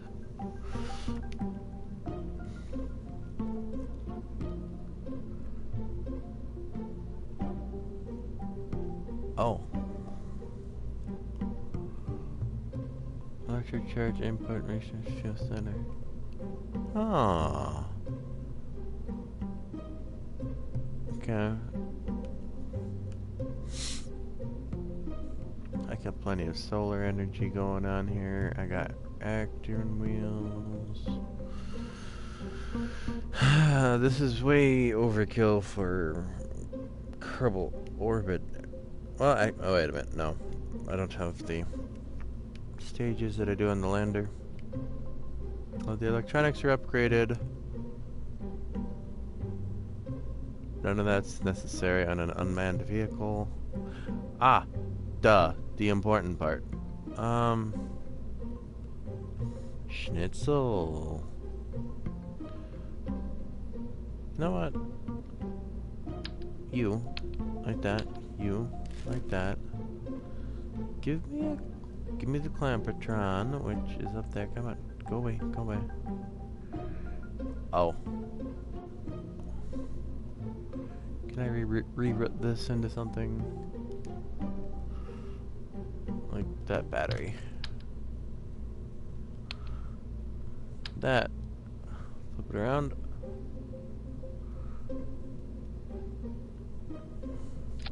Yes. Wait, what? Oh. Yes. Grab that battery up. Take another Clampatron. I'll just copy this one. Take this. Plop it there. That way I can... Can I stage that? No, I can't. Unstage that when I want, but then I can also have the important part, which was under science.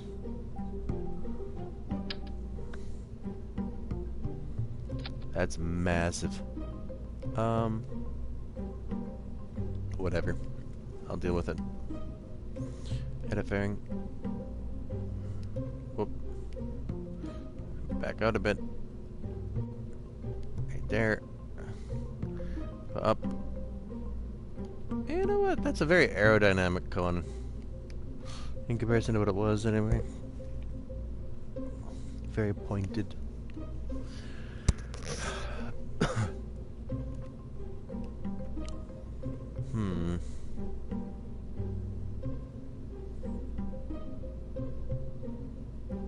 I was able to put this into... Well, it was lighter too.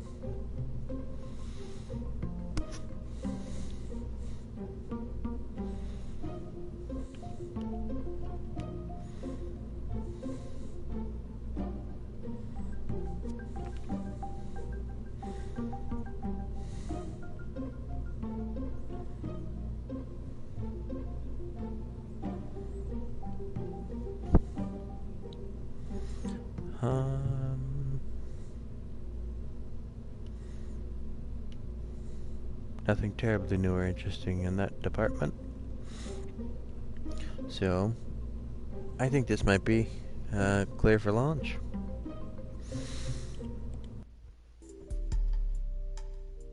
I wonder if it's possible, though ridiculously hard, putting one of these in orbit around the sun. Oh, I forgot.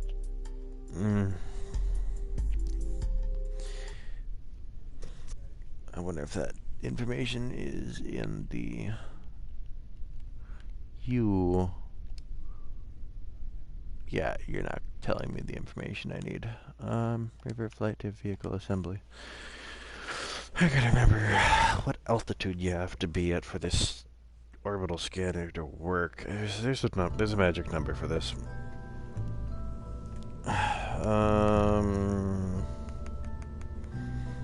No, science.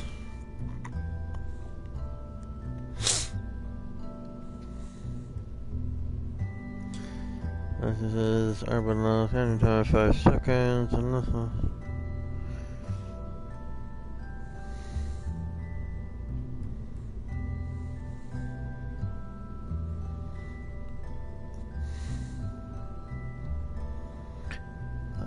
This body radius 75 is well. What is that? No, it's max altitude. So if I can keep it above 25,000 meters, oh, that's easy. I can get this to a nice 100,000 meter orbit. That'd be nice. Heck, if I can get a polar orbit, that'd be even better. Well, this isn't ScanSat. I gotta remember that it's not scan set stuff. Or actual 2,000 meters.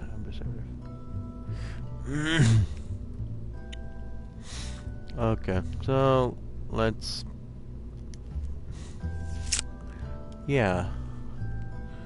Why didn't it clear it? That's my concern. 100K. I could breach that just going straight up. I really don't need to go more than that. Okay, that's alright, that's right, and that's right. Okay, SAS on, we're going up. Out of curiosity, how's this holding? Okay, good.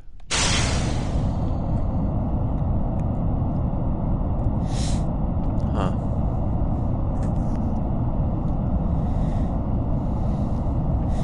I feel slightly tankier this time around.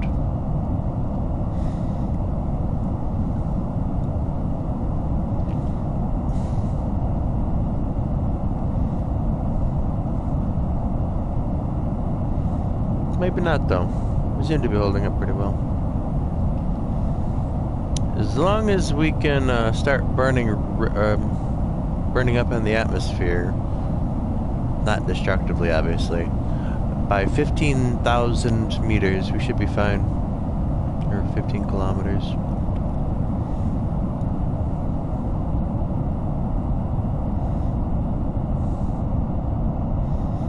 So far so good. It's gonna start turning red. Yes. Okay. I have faith in this vehicle.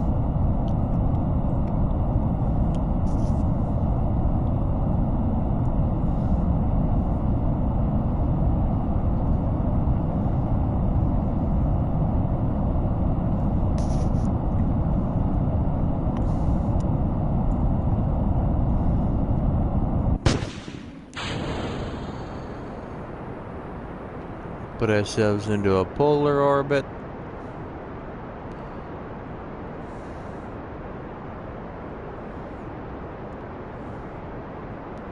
Less hoopage we have to jump through later on, I guess.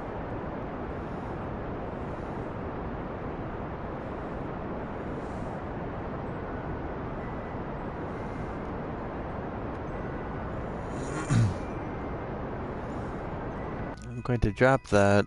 Look at the map. 300? Fine. Whatever. I probably shouldn't have been burning in kind of like a forward direction for so long. 300 isn't the worst number I can come up with. So, if we look through that...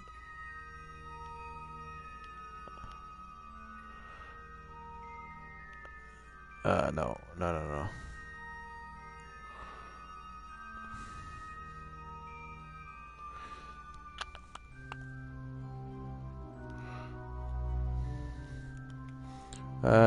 235, 600. Let's back that off. What? 199, 400. Let's back that off further. 129, 394. Oh. Oh, fine.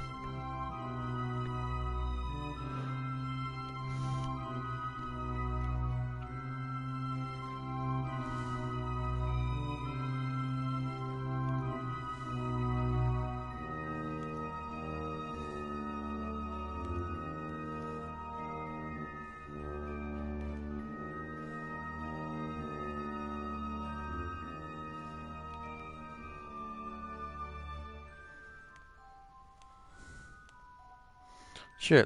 Oh, let's put that at 500,000. I think that'd be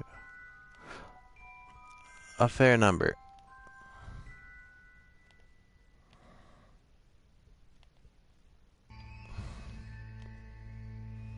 Okay, cool.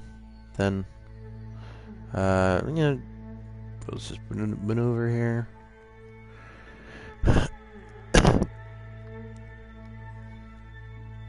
Add maneuver. Trying to get this number here now to 500,000. Now, you may have seen what I just did. Work it out, but if you burn prograde when at an apoapsis or a paraapsis, actually anywhere in the circle really, you'll be increasing the altitude of the opposite node. So this one's at practically 500. We're going to keep burning forward until we get 500, 470, 486, 496, 500, 500, 491, 494, 501, 503, 497, 534. Okay, yeah. It was better when it was here, I believe. 494 and 501. Yep. So, gonna wait another few seconds here.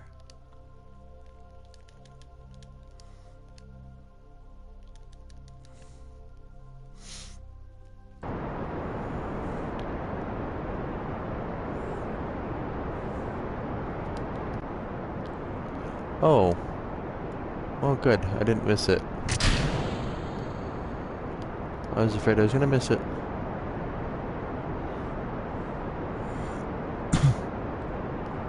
I think that changed some things, though. If anything, it just changed burn times. Though, because you're just affecting mass, but not direction.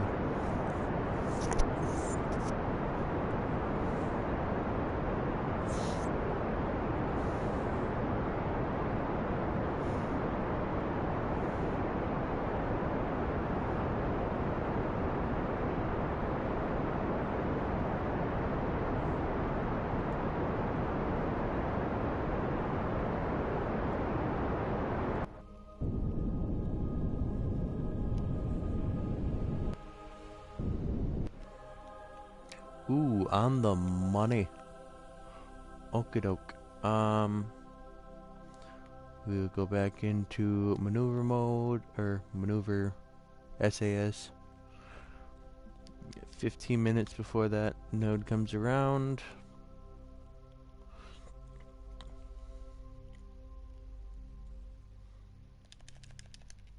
There we go.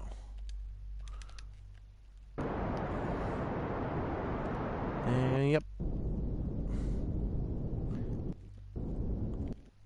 Good enough. Alrighty. So, we are in a fairly circular orbit. Might be a little off. 451. It's off by a bit, but screw it.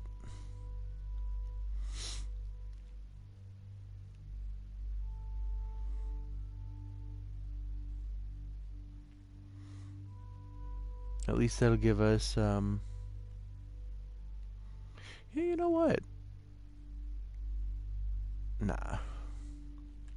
I'll just keep it mildly circular.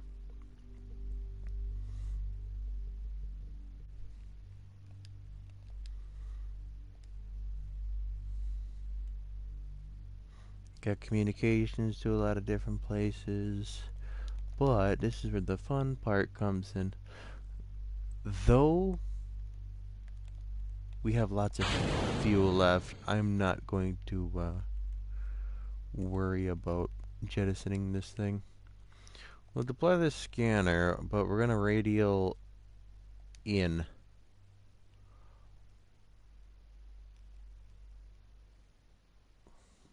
Perform an orbital survey.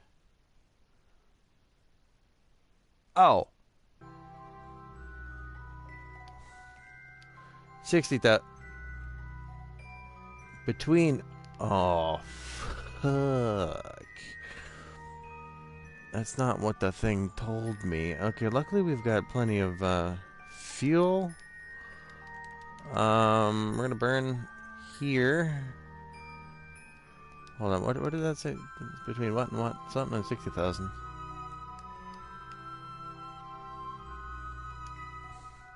60,000 and okay, 1,500,000.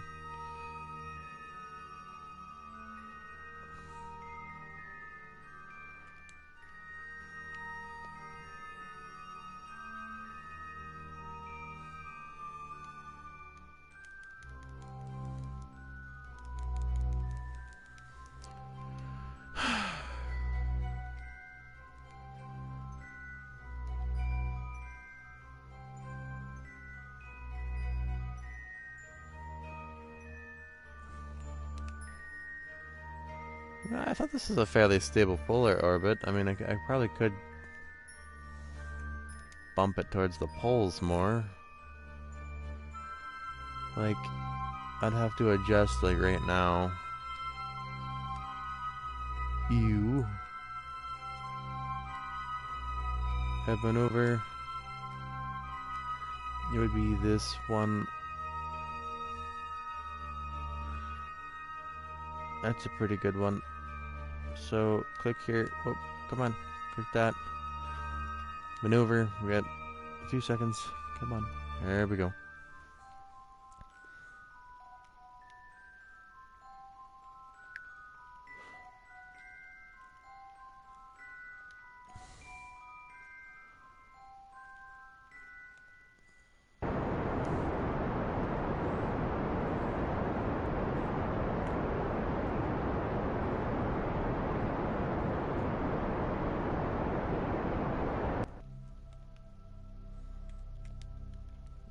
God, what is that sitting at? 700,000.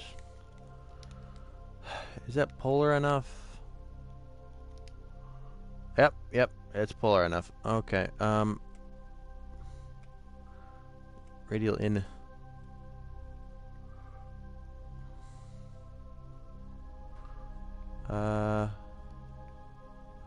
Where's that antenna? Oh, it's already deployed. That's good.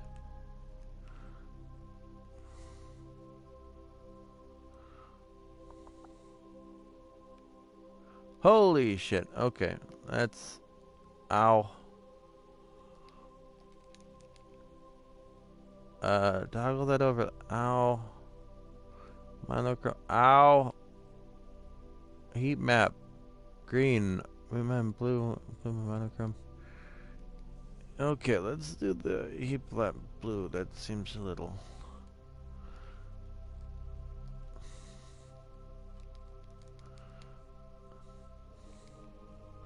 Places with the most ore is in the mountains, so that's good to know.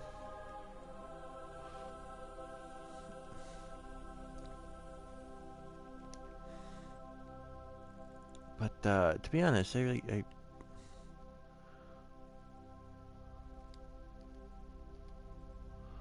retract.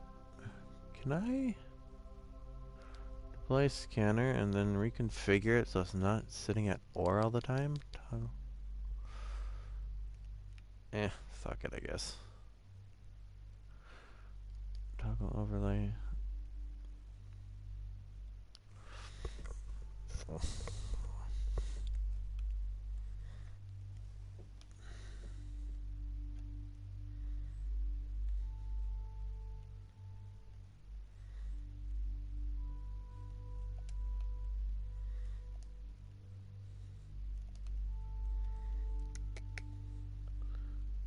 Crack this open. We can actually curb net access. 54 degrees. That's a lot. Refreshing.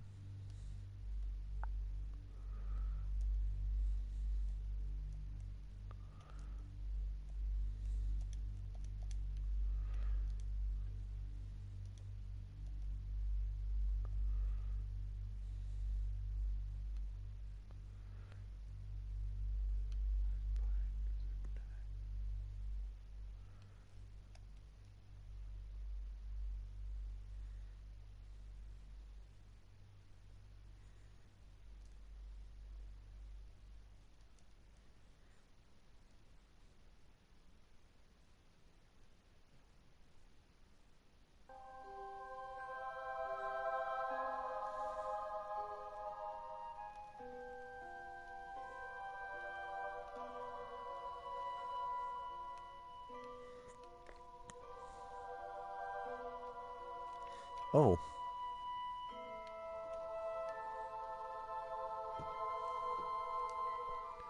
Our electric charge is barely creeping up. Probably deploy these. Extending. Extending. Solar power.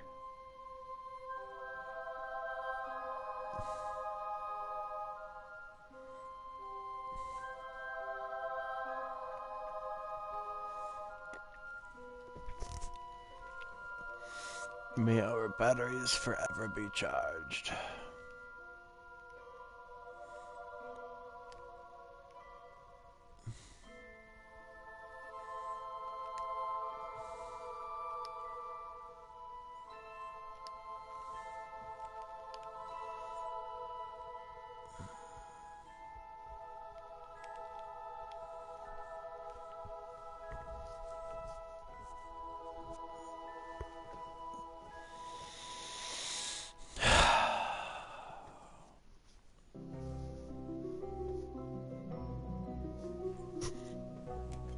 You know, with all that warping I did before, I wonder if that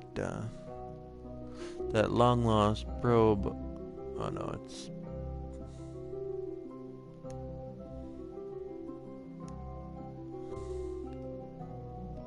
You know what? Let's switch to that and then have Kerbin as the target. Wait, what? Did it run out of power? No, let's get the electric charge on.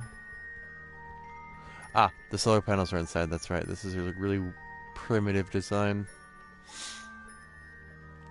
But I don't have any control because it's out of the network. So if we go like this, set Kerbin as target. Oh, it doesn't update that often.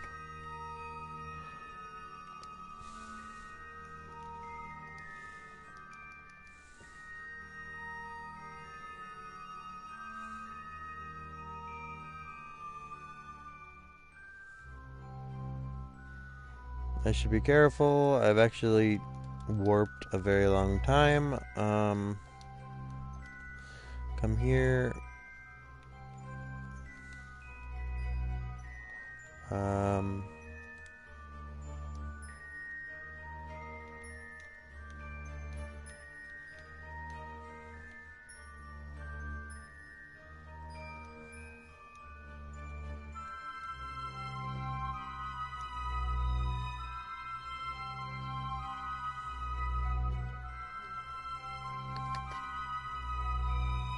Moon, focus view.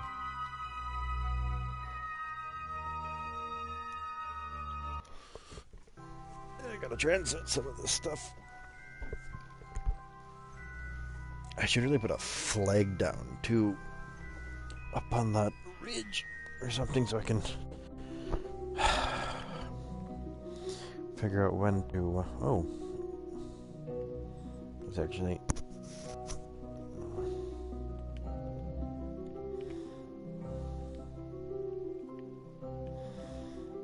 These guys just scrape by when it comes to power. Or not.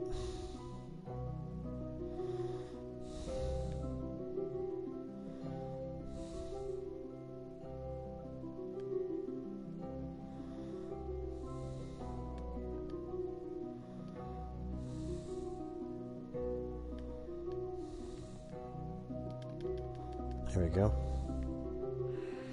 So you guys. Yeah, they're practically done. Let's transmit more science.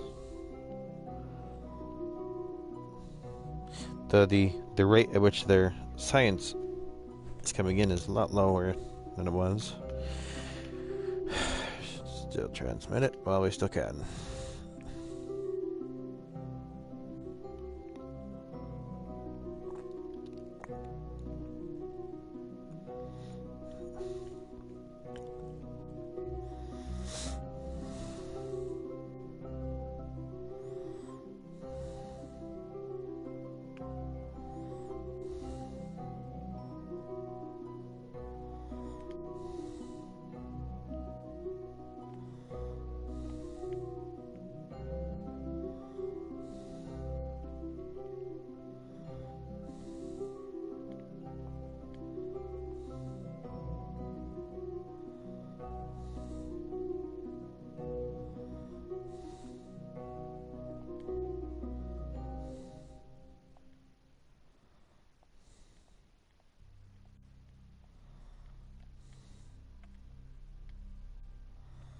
90% certain I'm looking... Oh.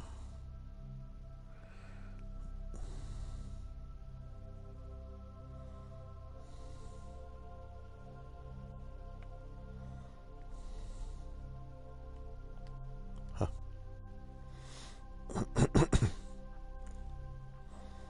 Upload's almost complete.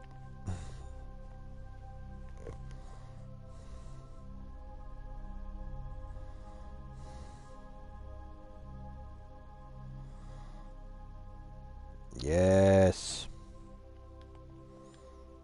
Yes. Okay.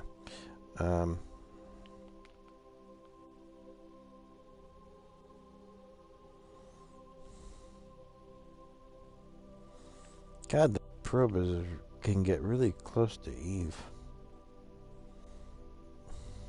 I guess that was the whole goal of it, to be honest.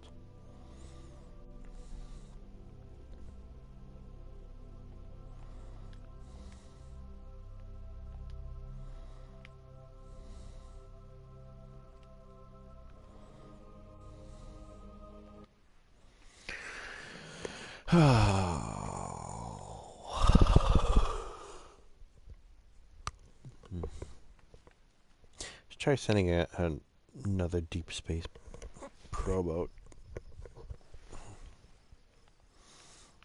But I got science now. Yes.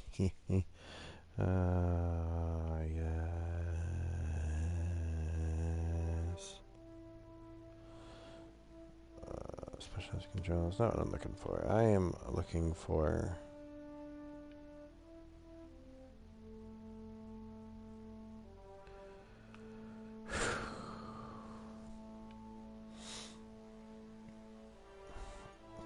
That one would be useful to an extent. Warning, may contain traces of sentience. That's kind of funny.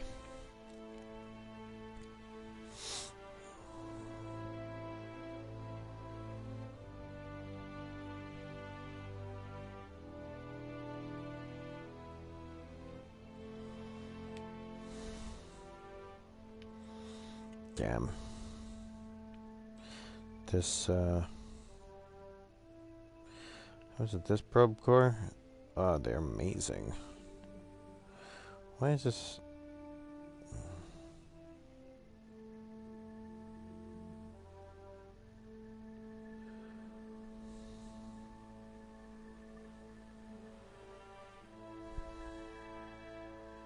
Huh. That's not bad either.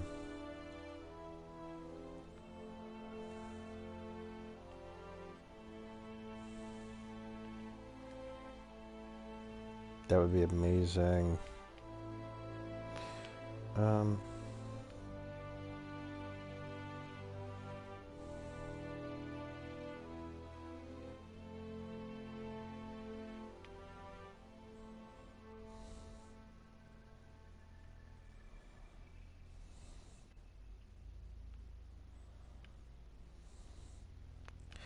I don't know anymore.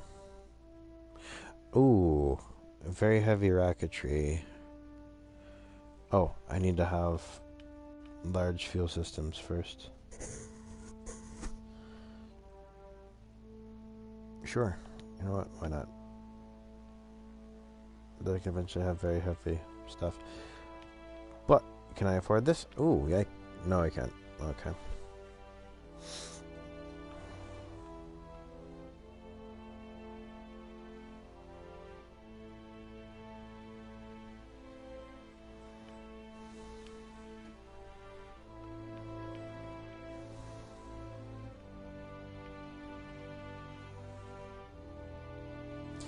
Getting those would be a pretty good idea too. Just so I can have field science, better rover wheels, and a... Well, mostly for the rover wheels, to be honest, but the command suit would be kind of interesting to dick around with.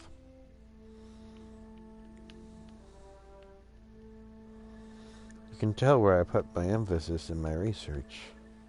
Electronics and rocketry. None of this aerodynamic horse hockey.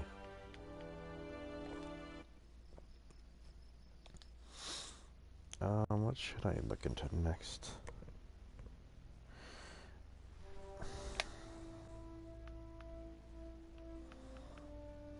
Kerbal system.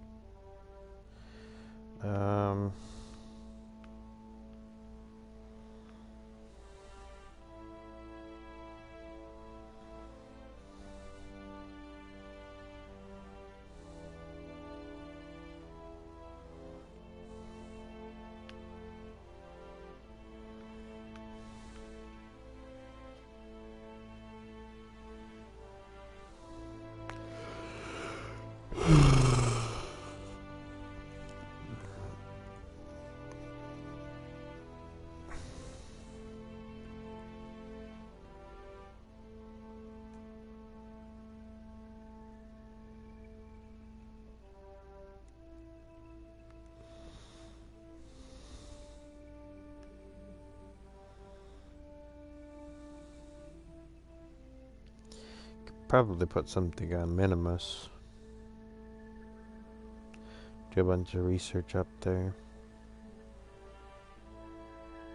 Switch with the heavier rocketry. I could try doing that for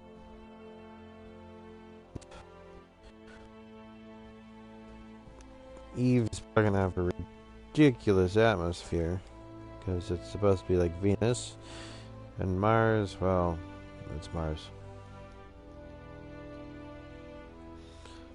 Drez. Might be a planetoid or something. Jewel, supposed to be like Jupiter, I take it. Huh. Elu, Pluto. I guess we could try some. We could try experimenting how to get to Duna. It's not terrible. Not a terrible problem.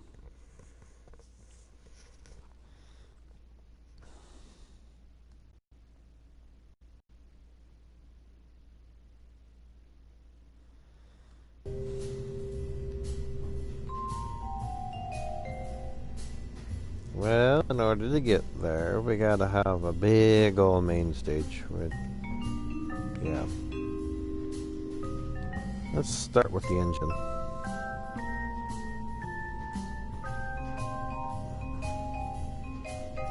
Wait, did that not save?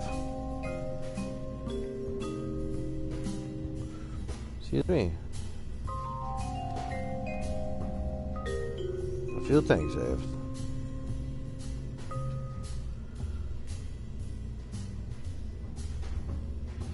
Maybe I missed it. I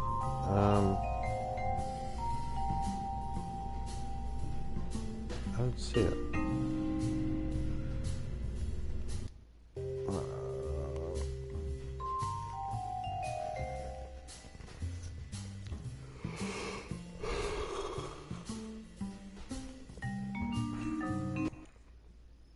No, I used up that science. Wow. Okay, fine. Be that way.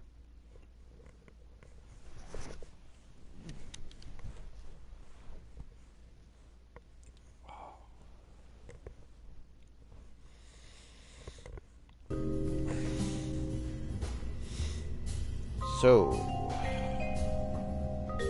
manned or unmanned? That is the question. Well, actually, I can't really be unmanned until we have proper set communications.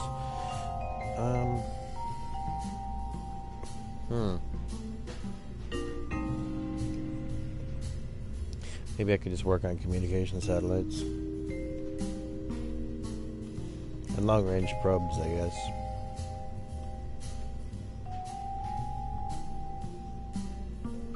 You know what?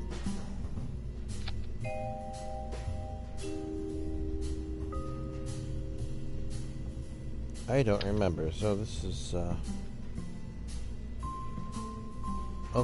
Okay, as I thought.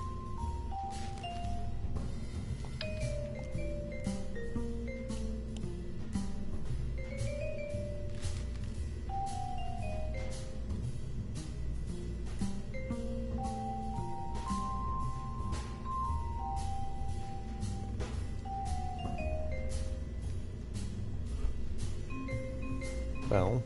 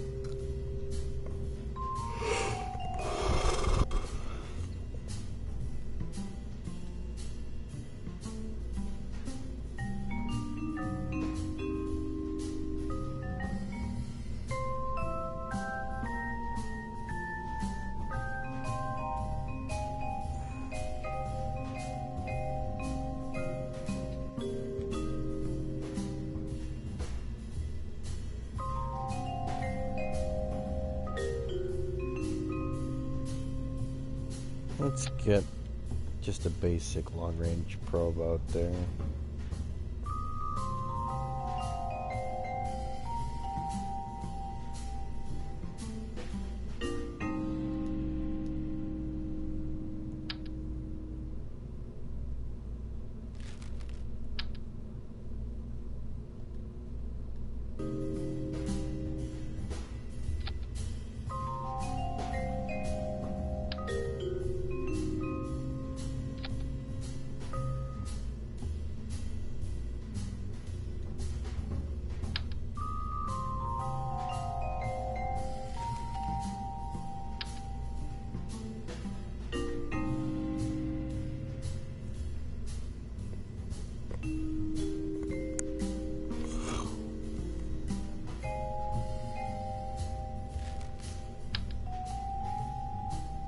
Oh.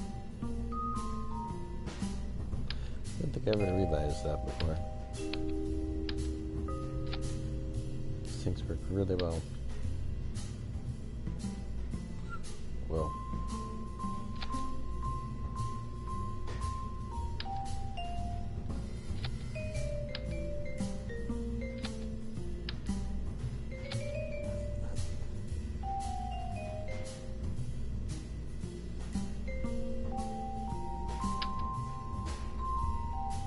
Oh.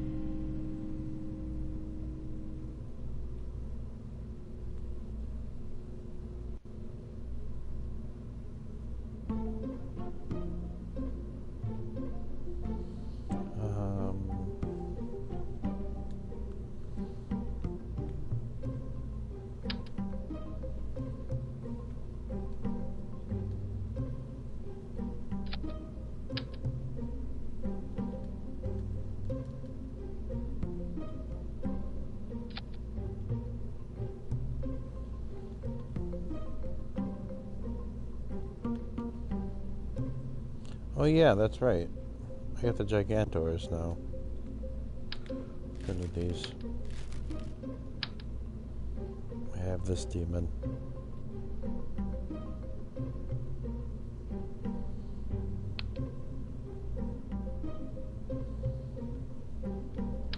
Hi, emoji grin. Hello.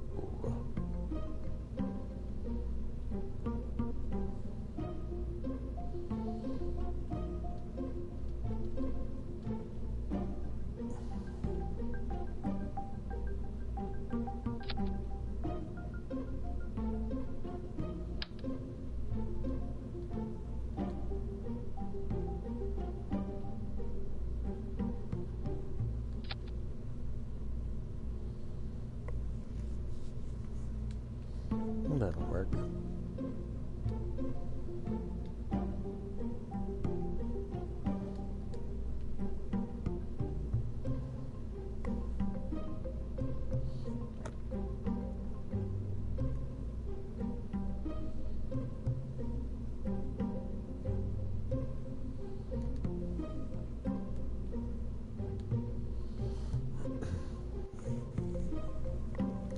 Is it just...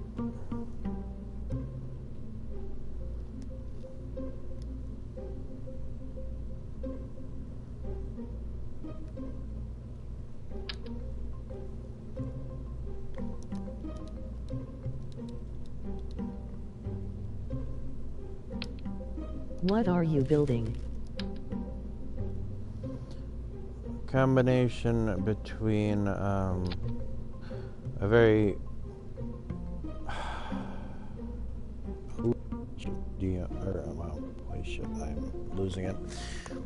A long-range relay satellite that is also able to send information to Kerbal. Hoping to get this thing somewhere in orbit around the sun. Hopefully poking at the Mars equivalent to this game.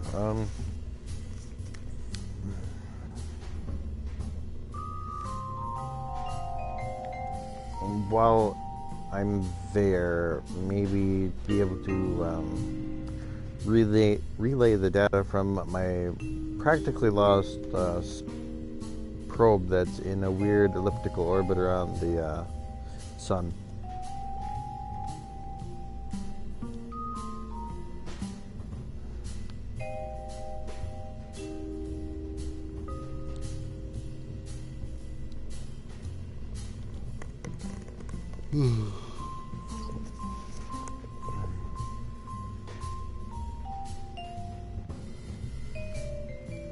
Got it.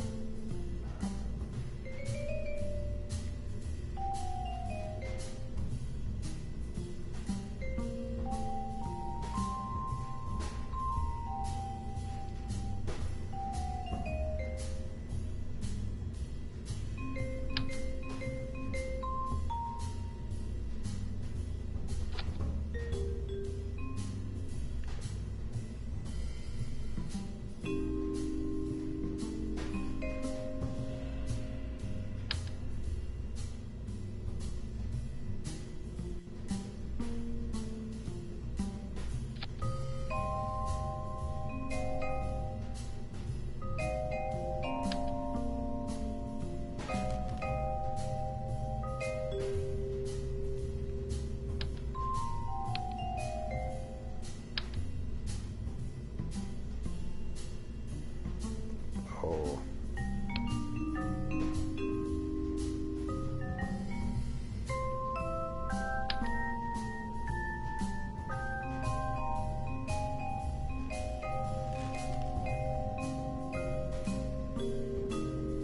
But you have to use 3 relay satellites, right? Or do you just need one? You just need one.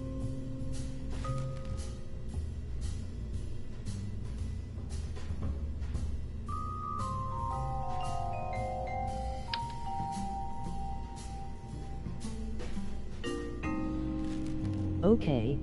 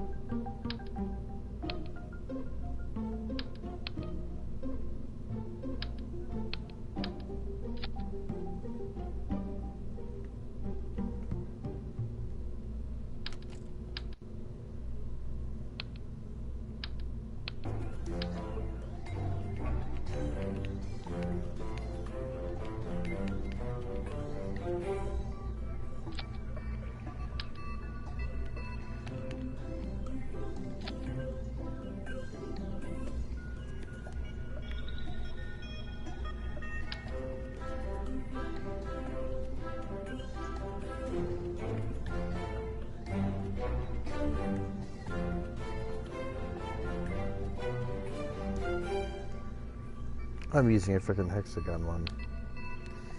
Like, why isn't this working? That is why.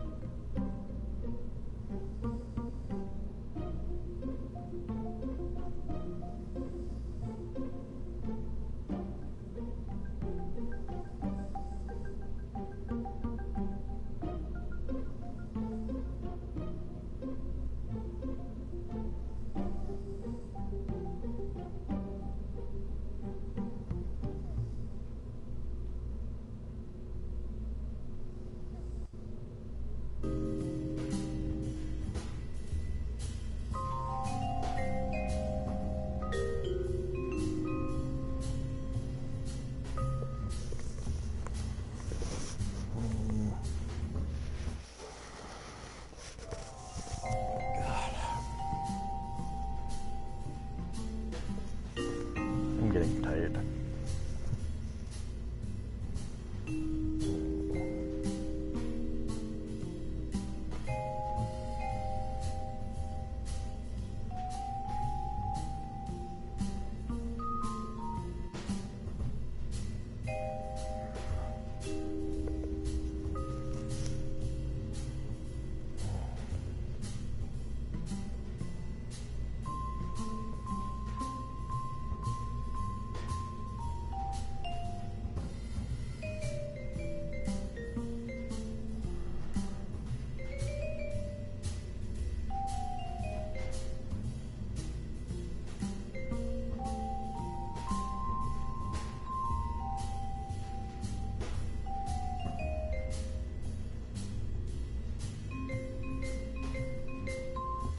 Yeah, I think I might just call it here.